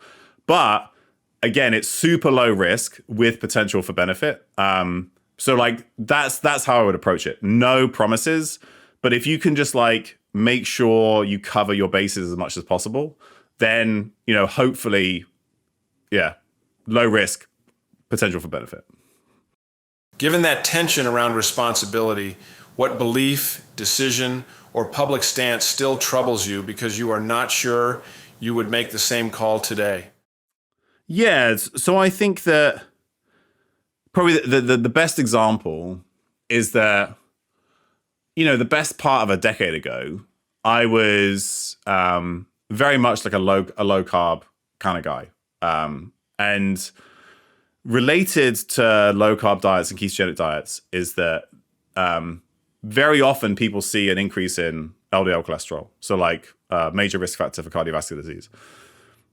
Based on some epidemiological data, and just sort of like looking at the population in general, I very strongly held the belief that your LDL cholesterol mattered a lot less as long as you were in good physical health otherwise, for your heart disease risk. And I was quite bullish about that in a few different settings. And while that is still partially true, we do know that those who are in better physical or metabolic health have lower risk of heart disease, essentially regardless of what their LDL cholesterol is. That's, it's not entirely protective. And to my credit, I did then help start a study that would answer this question because it was really an unknown. And so I sort of helped get this study started. I'm no longer a part of it, but I helped them sort of like develop the first protocol because it was being run by people who just aren't used to kind of writing studies and that kind of like designing studies. And so the first version of that study has been published. It followed 100 people who had very high levels of LDL cholesterol because of a ketogenic diet. They were otherwise in very, very good health. And in some of those people, they did still see progression of heart disease measured with the gold standard, which is a CT scan of the arteries. So that hadn't like I got to the point where my position had changed before this study was published. But essentially what that tells me is that's not enough to protect you, is to be in good health otherwise, because we know that like high LDL cholesterol is still a risk factor. So I would go back to my former self and tell myself that I shouldn't have been so bullish about that. But hopefully I helped support a study that will help to correct that, and sort of it's just much more nuanced, as you should expect it to be. some people in that scenario can have very high levels of LDL cholesterol and no heart disease or no evidence of heart disease whatsoever. But that's the same in the general population too. It's the same for everybody. We just need to be better at identifying our own risk and tracking that, and a bunch of other stuff plays a role there. So I shouldn't have been so black and white about that. As more people hear your ideas, what part of your message do you think people misuse or oversimplify in a dangerous way? Probably the most dangerous is, goes back to that, or the potential to be dangerous goes back to that idea of personal responsibility in a couple of different ways. Because I have ended up really focusing on the things that I think we have very good evidence for, tend to be very safe. But the majority of individuals either don't know how to access it, don't know how to implement it, don't even know that it will make a difference. So like focusing there, I feel much safer in terms of the recommendations. But a couple of things come out of that could be problematic. So the first is, if I say that dementia is preventable, and right now we estimate, maybe 40 to 45%, maybe even more. Some studies suggest maybe even 70% of dementias are preventable, largely due to lifestyle and the environment. What I don't mean when I say that is that if somebody gets dementia, it's their fault, right? And it could be interpreted that way, that I'm saying that because dementia is preventable, if you got dementia, you did something wrong. And that is 100% not what I'm saying. And that message could be damaging if it is interpreted that way. And there's a few reasons for that. One is the majority of people who've experienced dementia so far had no idea 30, 40 years ago when, we know that the disease starts to sort of take hold, or the changes start to take hold in the brain. They had no idea about any of this, like the importance of, even smoking was still very common back then, but like the importance of physical activity and sleep and all these other things, nutrient status, which has actually improved in the population since things like fortifying flour. So in 1998, the US started to put folic acid into wheat products, and the prevalence of elevated homocysteine decreased in the population, right? But this was only 30 years ago. So a whole bunch of this stuff is very new, and people just didn't know that. The other part is that we still, right, even if 70% is preventable, that still leaves 30%. And we don't know how all these things interact in a given individual to say, this specific combination had this specific effect. And the final part that sort of, if we think about 70%, that number, that study, this was done in the UK Biobank, a big chunk of that was based on things like socioeconomic status, social factors, deprivation, and that kind of stuff that people can't influence themselves, right? If that affects you, you can't just like exercise your way out of it, right?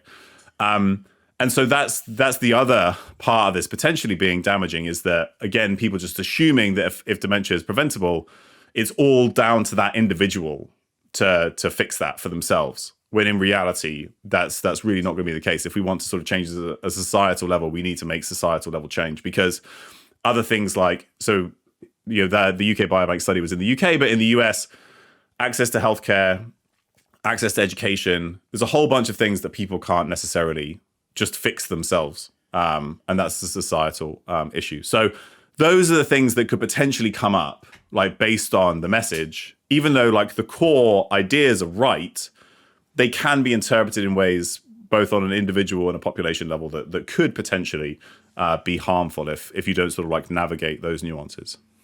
70% being preventable that's an insane statistic.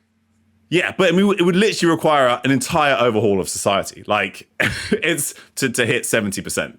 So it's nice to know. It's important to know that it's possible, but what it would require to do that would require both societal and individual change. It would take a lot to get there.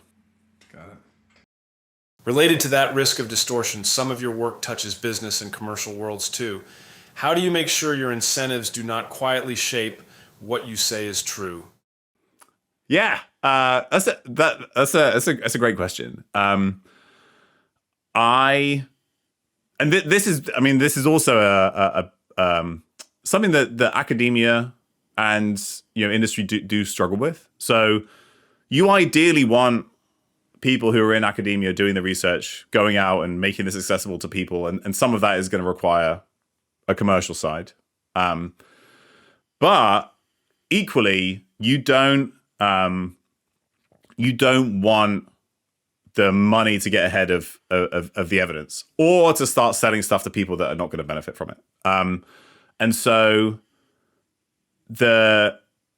you really rely on people to have a core set of values and to stick by those. And I do really strongly try to do that.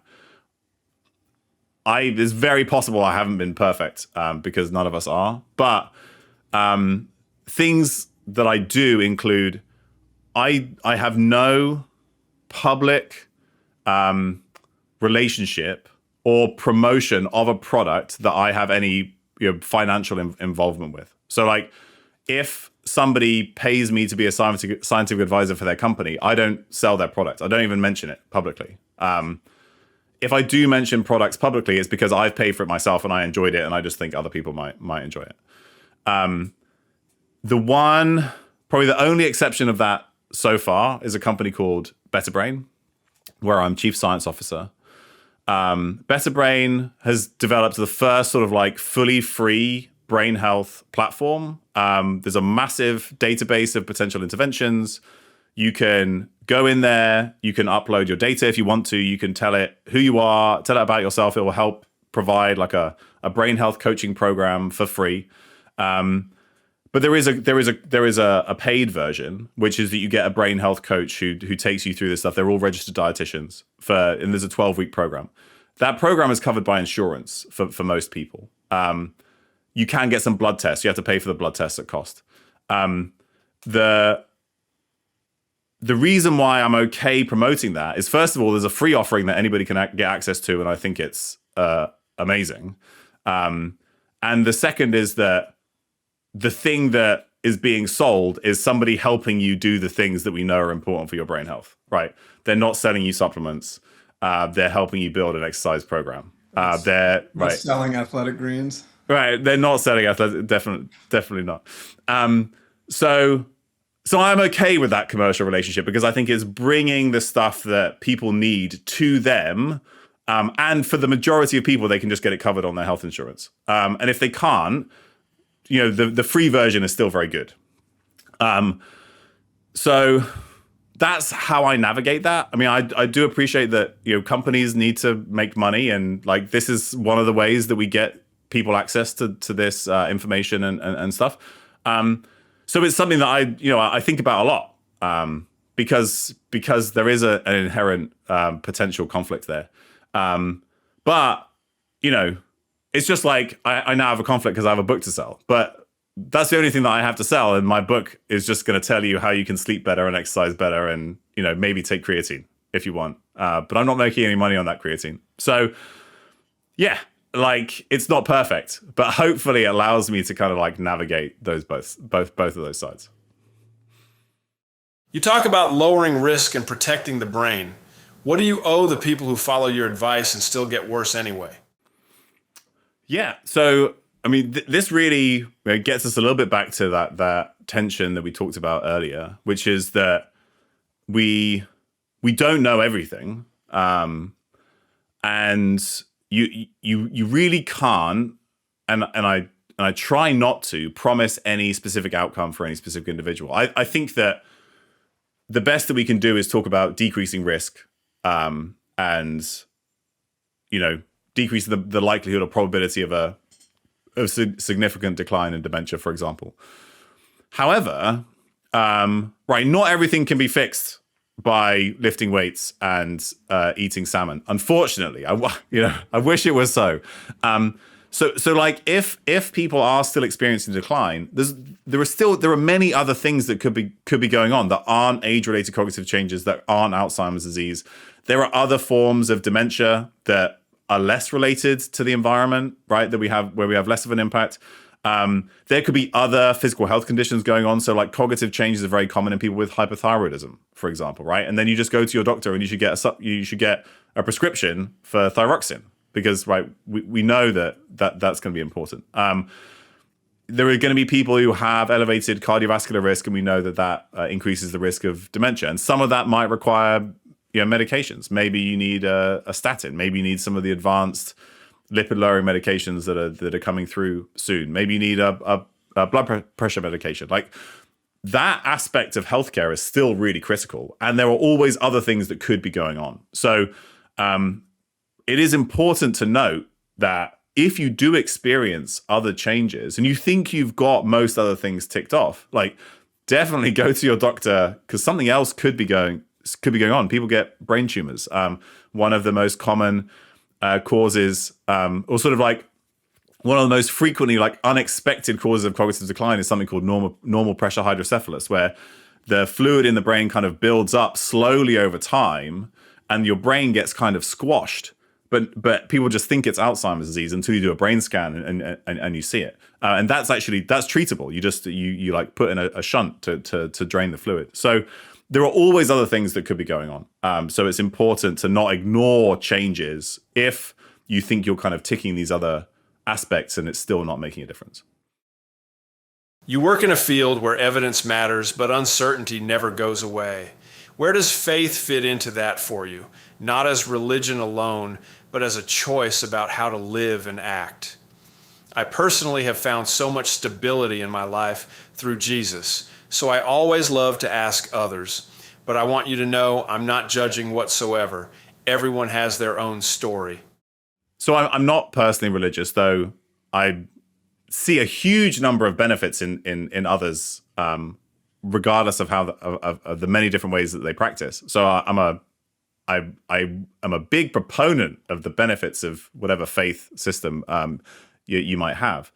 In this specific setting, like faith for me in the setting of uncertainty, and as I sort of like go out into the world and talk about it, is really about creating an environment where you think that the majority of how you're doing is and what you're doing is going to provide some kind of benefit. And some of that, and this is also where like organized religion has a massive beneficial effect, is connection to other people, but also pro-social behavior. So we know that acting in other people's benefit, like outside of our own benefit, or acting for a greater good outside of ourselves, has really important physiological effects, right? It actually like decreases stress responses, a whole bunch of things that kind of support long-term health by this kind of process of you're believing in and contributing something bigger or outside of yourself. And so however you choose to do that, I think that's really important, especially with the connection with others.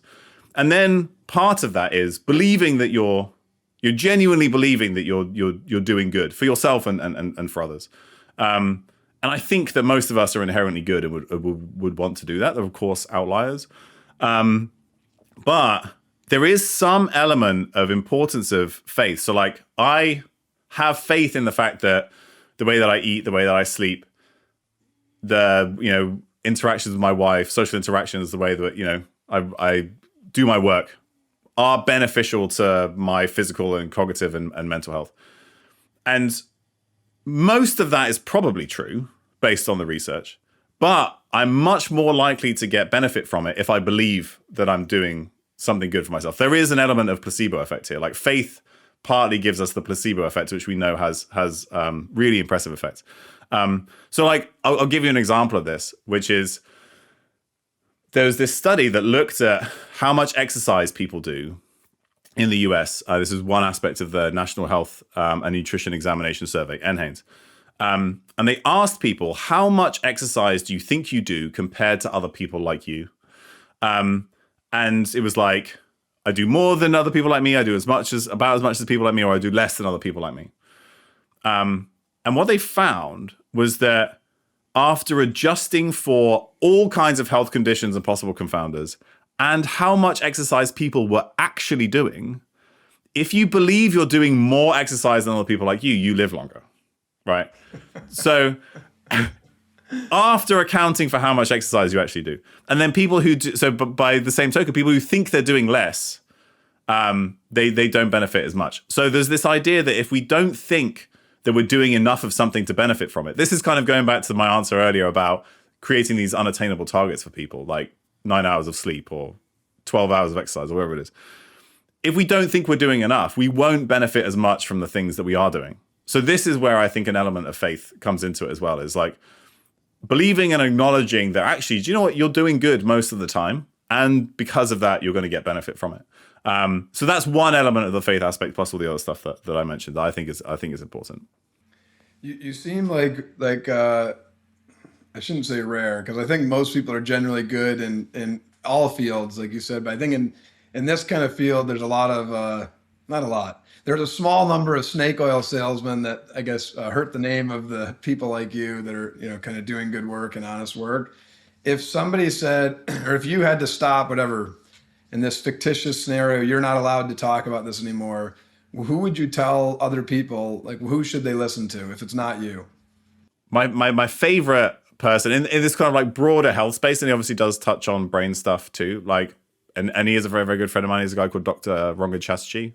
He has a podcast called Feel Better, Live More. I think that he has a sort of like similar down to earth, philosophical, open and honest kind of approach, but still very much evidence based and trying to sort of like empower people to do the things that they can. I also really like Dr. Rupi Aujla. He runs another podcast called The Doctor's Kitchen. Again, very, very similar approach. Both of these guys are Brits. We're all British. Maybe that's an important aspect too. But like those are two other doctors who, I genuinely really enjoy their approach. I think it's very practical and approachable, and kind of meets people where they are. And I think that's important. Out of the big names out there, I guess, there's only a few, like the massive names, like Andrew Huberman and the Rhonda Patricks and the people with like those massive followings. I'm not going to ask you to be disparaging about any of them, but is there a favorite out of those most popular ones that you like, without being negative about the other ones? So, do you know what? I really enjoy like all of those people that you mentioned, and I know them both, and many of the other like bigger names in the space. I think what maybe so like I would recommend both. It really just depends, and I think that those are good starting places, because they're both very science heavy and largely kind of work really hard to stay like grounded in evidence. The potential issue, and this is again like nothing like related to either of them individually or anybody else, like just because like you mentioned Rhonda and Andrew, is that it can become very technical and dense for people sometimes. And people, like some people love that, and that's great. Like anybody who wants to like nerd out on physiology and neuroscience and stuff, like I love it. Like that's obviously my jam. But one of the reasons why I mentioned, say, Rongan first is it's very much it's still grounded in the same scientific evidence, but I think that it has a slightly more actionable, broader appeal. So when I'm trying to like make recommendations for the biggest possible audience, that's where I tend to head. But for like me personally, I'm obviously like I'm into all the data and like all the like really nerdy stuff, because that's totally me. And there are millions of people like me who love that stuff too. But the audience that I try and get out to as much as possible are the people who I think need this information the most. And like that's not necessarily going to be somebody who wants to hear about all the different neurotransmitters and different parts of the brain and that kind of stuff, because it doesn't mean anything to them. But that doesn't mean they can't benefit from it. I've always said that someone can make a one of the biggest followed YouTube channels or whatever, social media channels, if they just listen to somebody like yourself who's smart enough to hear what they're saying and synthesize it down to like, hey, here's a 3-hour podcast them talking about whatever, sleep. Here's a 5-minute video saying, here's what it actually means. Here's what you can actually do. Here's why it's important. Yeah. And there are, there are people like that who do that kind of stuff, but it's a bit inconsistent because sometimes it's tricky to figure out exactly which of the things to kind of focus on and boil down. So yeah, no, I agree. But that's ideally what I think most people want, right? You want somebody that you trust that kind of gives you the meaningful, actionable takeaways. Yeah, exactly. But like that's tricky because like people have an aura of trust even though you shouldn't trust them. So I mean, it's difficult to strike this balance. I don't think there's anybody, myself included, who strikes this balance perfectly because it's really, really hard. Yeah, it's almost unrealistic expectations as like as like the consumer on my side, because I want somebody who's able to take extremely complicated things, make them sound simple, but I also want them to not be financially benefiting from it, because then I feel like there's some but I like it's unfair, because it's like I want those people should be making a lot of money if you want to incentivize really smart people to do those things. But my favorite personally is other than yourself, obviously, right? Luke Kuechly. You've got Luke Kuechly over Tim Green. I've got Rhonda Patrick over Tommy Wood, just slightly. But when she had an episode where she talked about like athletic greens, and I'm paraphrasing, this could be wrong, but it's like they came to her asking for her for a sponsorship, and her viewership trusts her so much. If she did it, she would make hundreds of thousands of dollars off of it. Yeah. But she did like the research on it, and it's just not that big of a deal. It's like way overpriced for what you're actually getting. You get 99% of the same benefits taking whatever, a multivitamin that she has nothing to do with, and vitamin D that she had nothing to do with. So that got me, like, I got so much respect for her and what she's doing. But then you see people out there, like, I don't know if you've seen Brian Johnson. He's like he's sold Venmo. He's trying to like live forever kind of thing. Obviously, he says things that are controversial to get more views and stuff. But the thing that I love about the guy, I think he's nuts. But the thing that I love about him is he's spending hundreds of thousands or millions of dollars on these things and just releasing the information totally for free. Maybe there's some danger in that because people trying to copy it. And like you said, everyone's so different individually. But I do think it's making it at least more accessible and something people can talk about. Yeah, I mean, I agree with agree with all those things. I agree with Rhonda about athletic greens. I mean, you. So yeah, I think all of that's right. But each person needs their information or wants their information provided in a slightly different way. So that's why it's good that there's a diversity of people who can provide that, and hopefully each person can just like find the one that kind of speaks to them. Before we close, I always ask our guests to brag about their family for a minute. Please go ahead. Yeah, so I have a very cool family. I don't know how much time I have. Like people I should go through.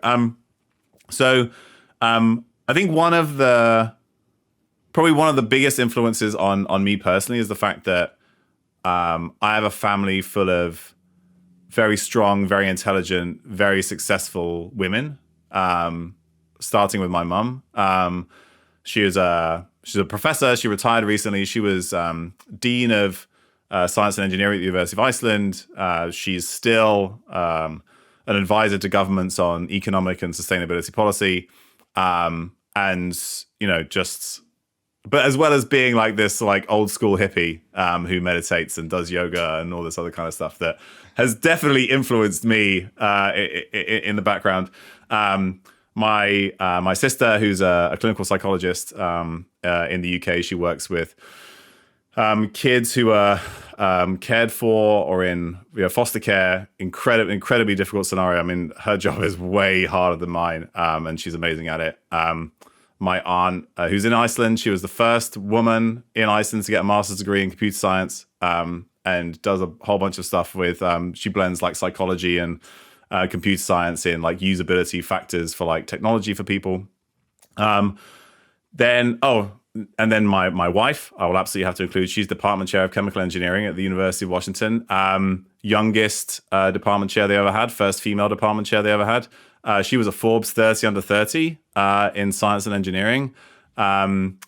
So like she's way more accomplished than I am, and way smarter than me. And just generally awesome. My dad is a professor at Oxford. He's a professor of earth sciences. Publishes in Nature pretty much every year still. If anybody knows that, that's like the top science journal in the world. My favorite story about him is a few years ago, he was telling me I was falling asleep and I had this thought about the formation of Mars. So I wrote a paper and it's going to be published in Nature. I mean, just like completely insane. So that's the majority of my close family are like just incredible people. Oh wait, actually, let me add my grandmother now that we're talking about amazing women. So she went back to university. She got her bachelor's degree at 60, and then like worked for another 15 years, ran a bunch of charities, having originally been largely a housewife for most of her life up to that point, which is like super cool and inspiring. So there we go. Now on to our final word segment, where we ask our guests a few rapid fire questions. What was the happiest moment in your life? Probably my wedding day. What is the biggest adversity you've faced? Maybe I'll give you two. Physically, I did the world's first fully off-road Ironman triathlon. It was a 24-hour off-road Ironman race. Hardest thing I've ever done physically. Like, I mean, it completely destroyed me. But that's sort of like physical adversity. And then maybe related, I was bitten by a pit viper in the Costa Rican jungle. So like I spent 14 days in hospital. I had an abscess in my leg. I had an infection, like covered my entire leg. I got reactions to the antivenom. So they had to like pump me full of antihistamines and steroids and stuff like that. Antibiotics. I will say that in the world of adversity, I've been lucky that I haven't, like some of the major adversities that other people face, I haven't had to face. And I have to acknowledge and appreciate that. Some like my own adversities were driven by my own stupidity, like signing up for a race and walking in the Costa Rican jungle at dusk, which you just shouldn't do. So I'm in the lower end of the adversity camp like you, but I don't have a snake bite that put me in the hospital for 14 days. So you got me beat. What are you most excited about? I'm really excited by a bunch of different research collaborations that we're just kind of getting started, helping to sort of cement some of the things that we know about factors that might prevent dementia and how they interact, developing new technologies that could sort of like help to support that, cognitive training in virtual reality, different aspects of physical activity, working with people who do like some other kind of interventions, be they sort of physical or like drug development. So like my wife develops a lot of very cool nanoparticle therapies for brain injuries. And we've got a few things going there that could be really cool. So that's really what I'm excited about is both the research and the people that I do that with. That's kind of what I really enjoy on a day-to-day basis. What advice would you give your younger self? These kinds of questions are really hard for me because I get like wherever I get to, I'm like everything that's happened to me or every stupid thing that I thought and did still got me to where I am today, and I don't know what I could have or would have changed because I'm very happy with where I am. There's an element of like everything is just going to work out, like, and that sounds really cheesy, but it just kind of feels like that sometimes. I think if you put yourself in the right situations and you're nice to people and you build relationships, and you look after people other than yourself, you make your own luck kind of thing. But like, I think that's that's kind of helped a lot. But probably one thing that, if I go all the way back to like when I was like 18, I'd tell my younger self that the girls that you might want to spend a lot of time with in a relationship don't care whether you have a six pack or not. Because I got dumped when I was 18, and I suddenly decided, oh, hey, if I look better naked, she'll want me back. And like, of course, that's nonsense, right? But it like triggered a long period of like exercise addiction and orthorexia and like issues that like negatively impacted my mental health. And like, I'm obviously fine. But I could have saved myself a lot of mental anguish if I hadn't kind of gone down that road. Although equally, I learned a lot of lessons that then helped me work with athletes and other people who are experiencing similar things. So again, it's hard for me to want to change that because I think it helped me grow as a person. But that's maybe one thing I'd tell my younger self. Do you have any book recommendations for us or for the listeners? Yeah, I'll recommend my book, seeing as you prime me in that way. So my book recently came out. It's called The Stimulated Mind. It's about how to improve cognitive function on a day-to-day basis and decrease your risk of dementia. I think it's one of the best like science, like evidence-based health books out there. Everything is fully referenced, so you can find the scientific reference, the study that I'm talking about. I made that very easy, but it's also like super practical, like just giving people takeaways like what should I do? Other books that I really enjoy. A good friend of mine, Chantel Pratt, she wrote a book called The Neuroscience of You, which is just it's this really nice manual about just understanding that your own brain is unique and like you're good at some things and not good at other things, and that's okay. And I really enjoy her writing style. That's really cool. And then I also, like, one of my favorite books of all time is Behave by Robert Sapolsky. It's also, I mean, it's quite dense and scientific, but it's just all about how our environment shapes what we do on a day-to-day basis. And some of the science of that, which I think is pretty cool. The name of our podcast is Nothing Left Unsaid. Do you have anything you want to say? I genuinely think this is the like one of the most memorable and interesting podcasts I've ever done. Just like Tim, you asked some of the hardest questions, but they're really good questions, and I really enjoyed grappling with them. So, yeah, no, other than that, I don't think I have anything to add. So before we let you go, the real last question here. At the end of every one of our podcasts, we always ask our guests, who are a couple people that you know personally that you think we should try to get on to tell their story? I would recommend Chantel. She's awesome. Has done a bunch of really cool neuroscience research that I think people would like. Also has just lots of cool stories to tell. I would also recommend my colleague Josh Turkner. He's a neurologist and does a whole bunch about like expanding human capacity, and it's just like a very, very deep and interesting thinker that I think you would like as well. So like those would probably be like two of my top choices that come top of mind.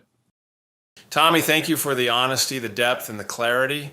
We appreciate you taking the time to share this with us.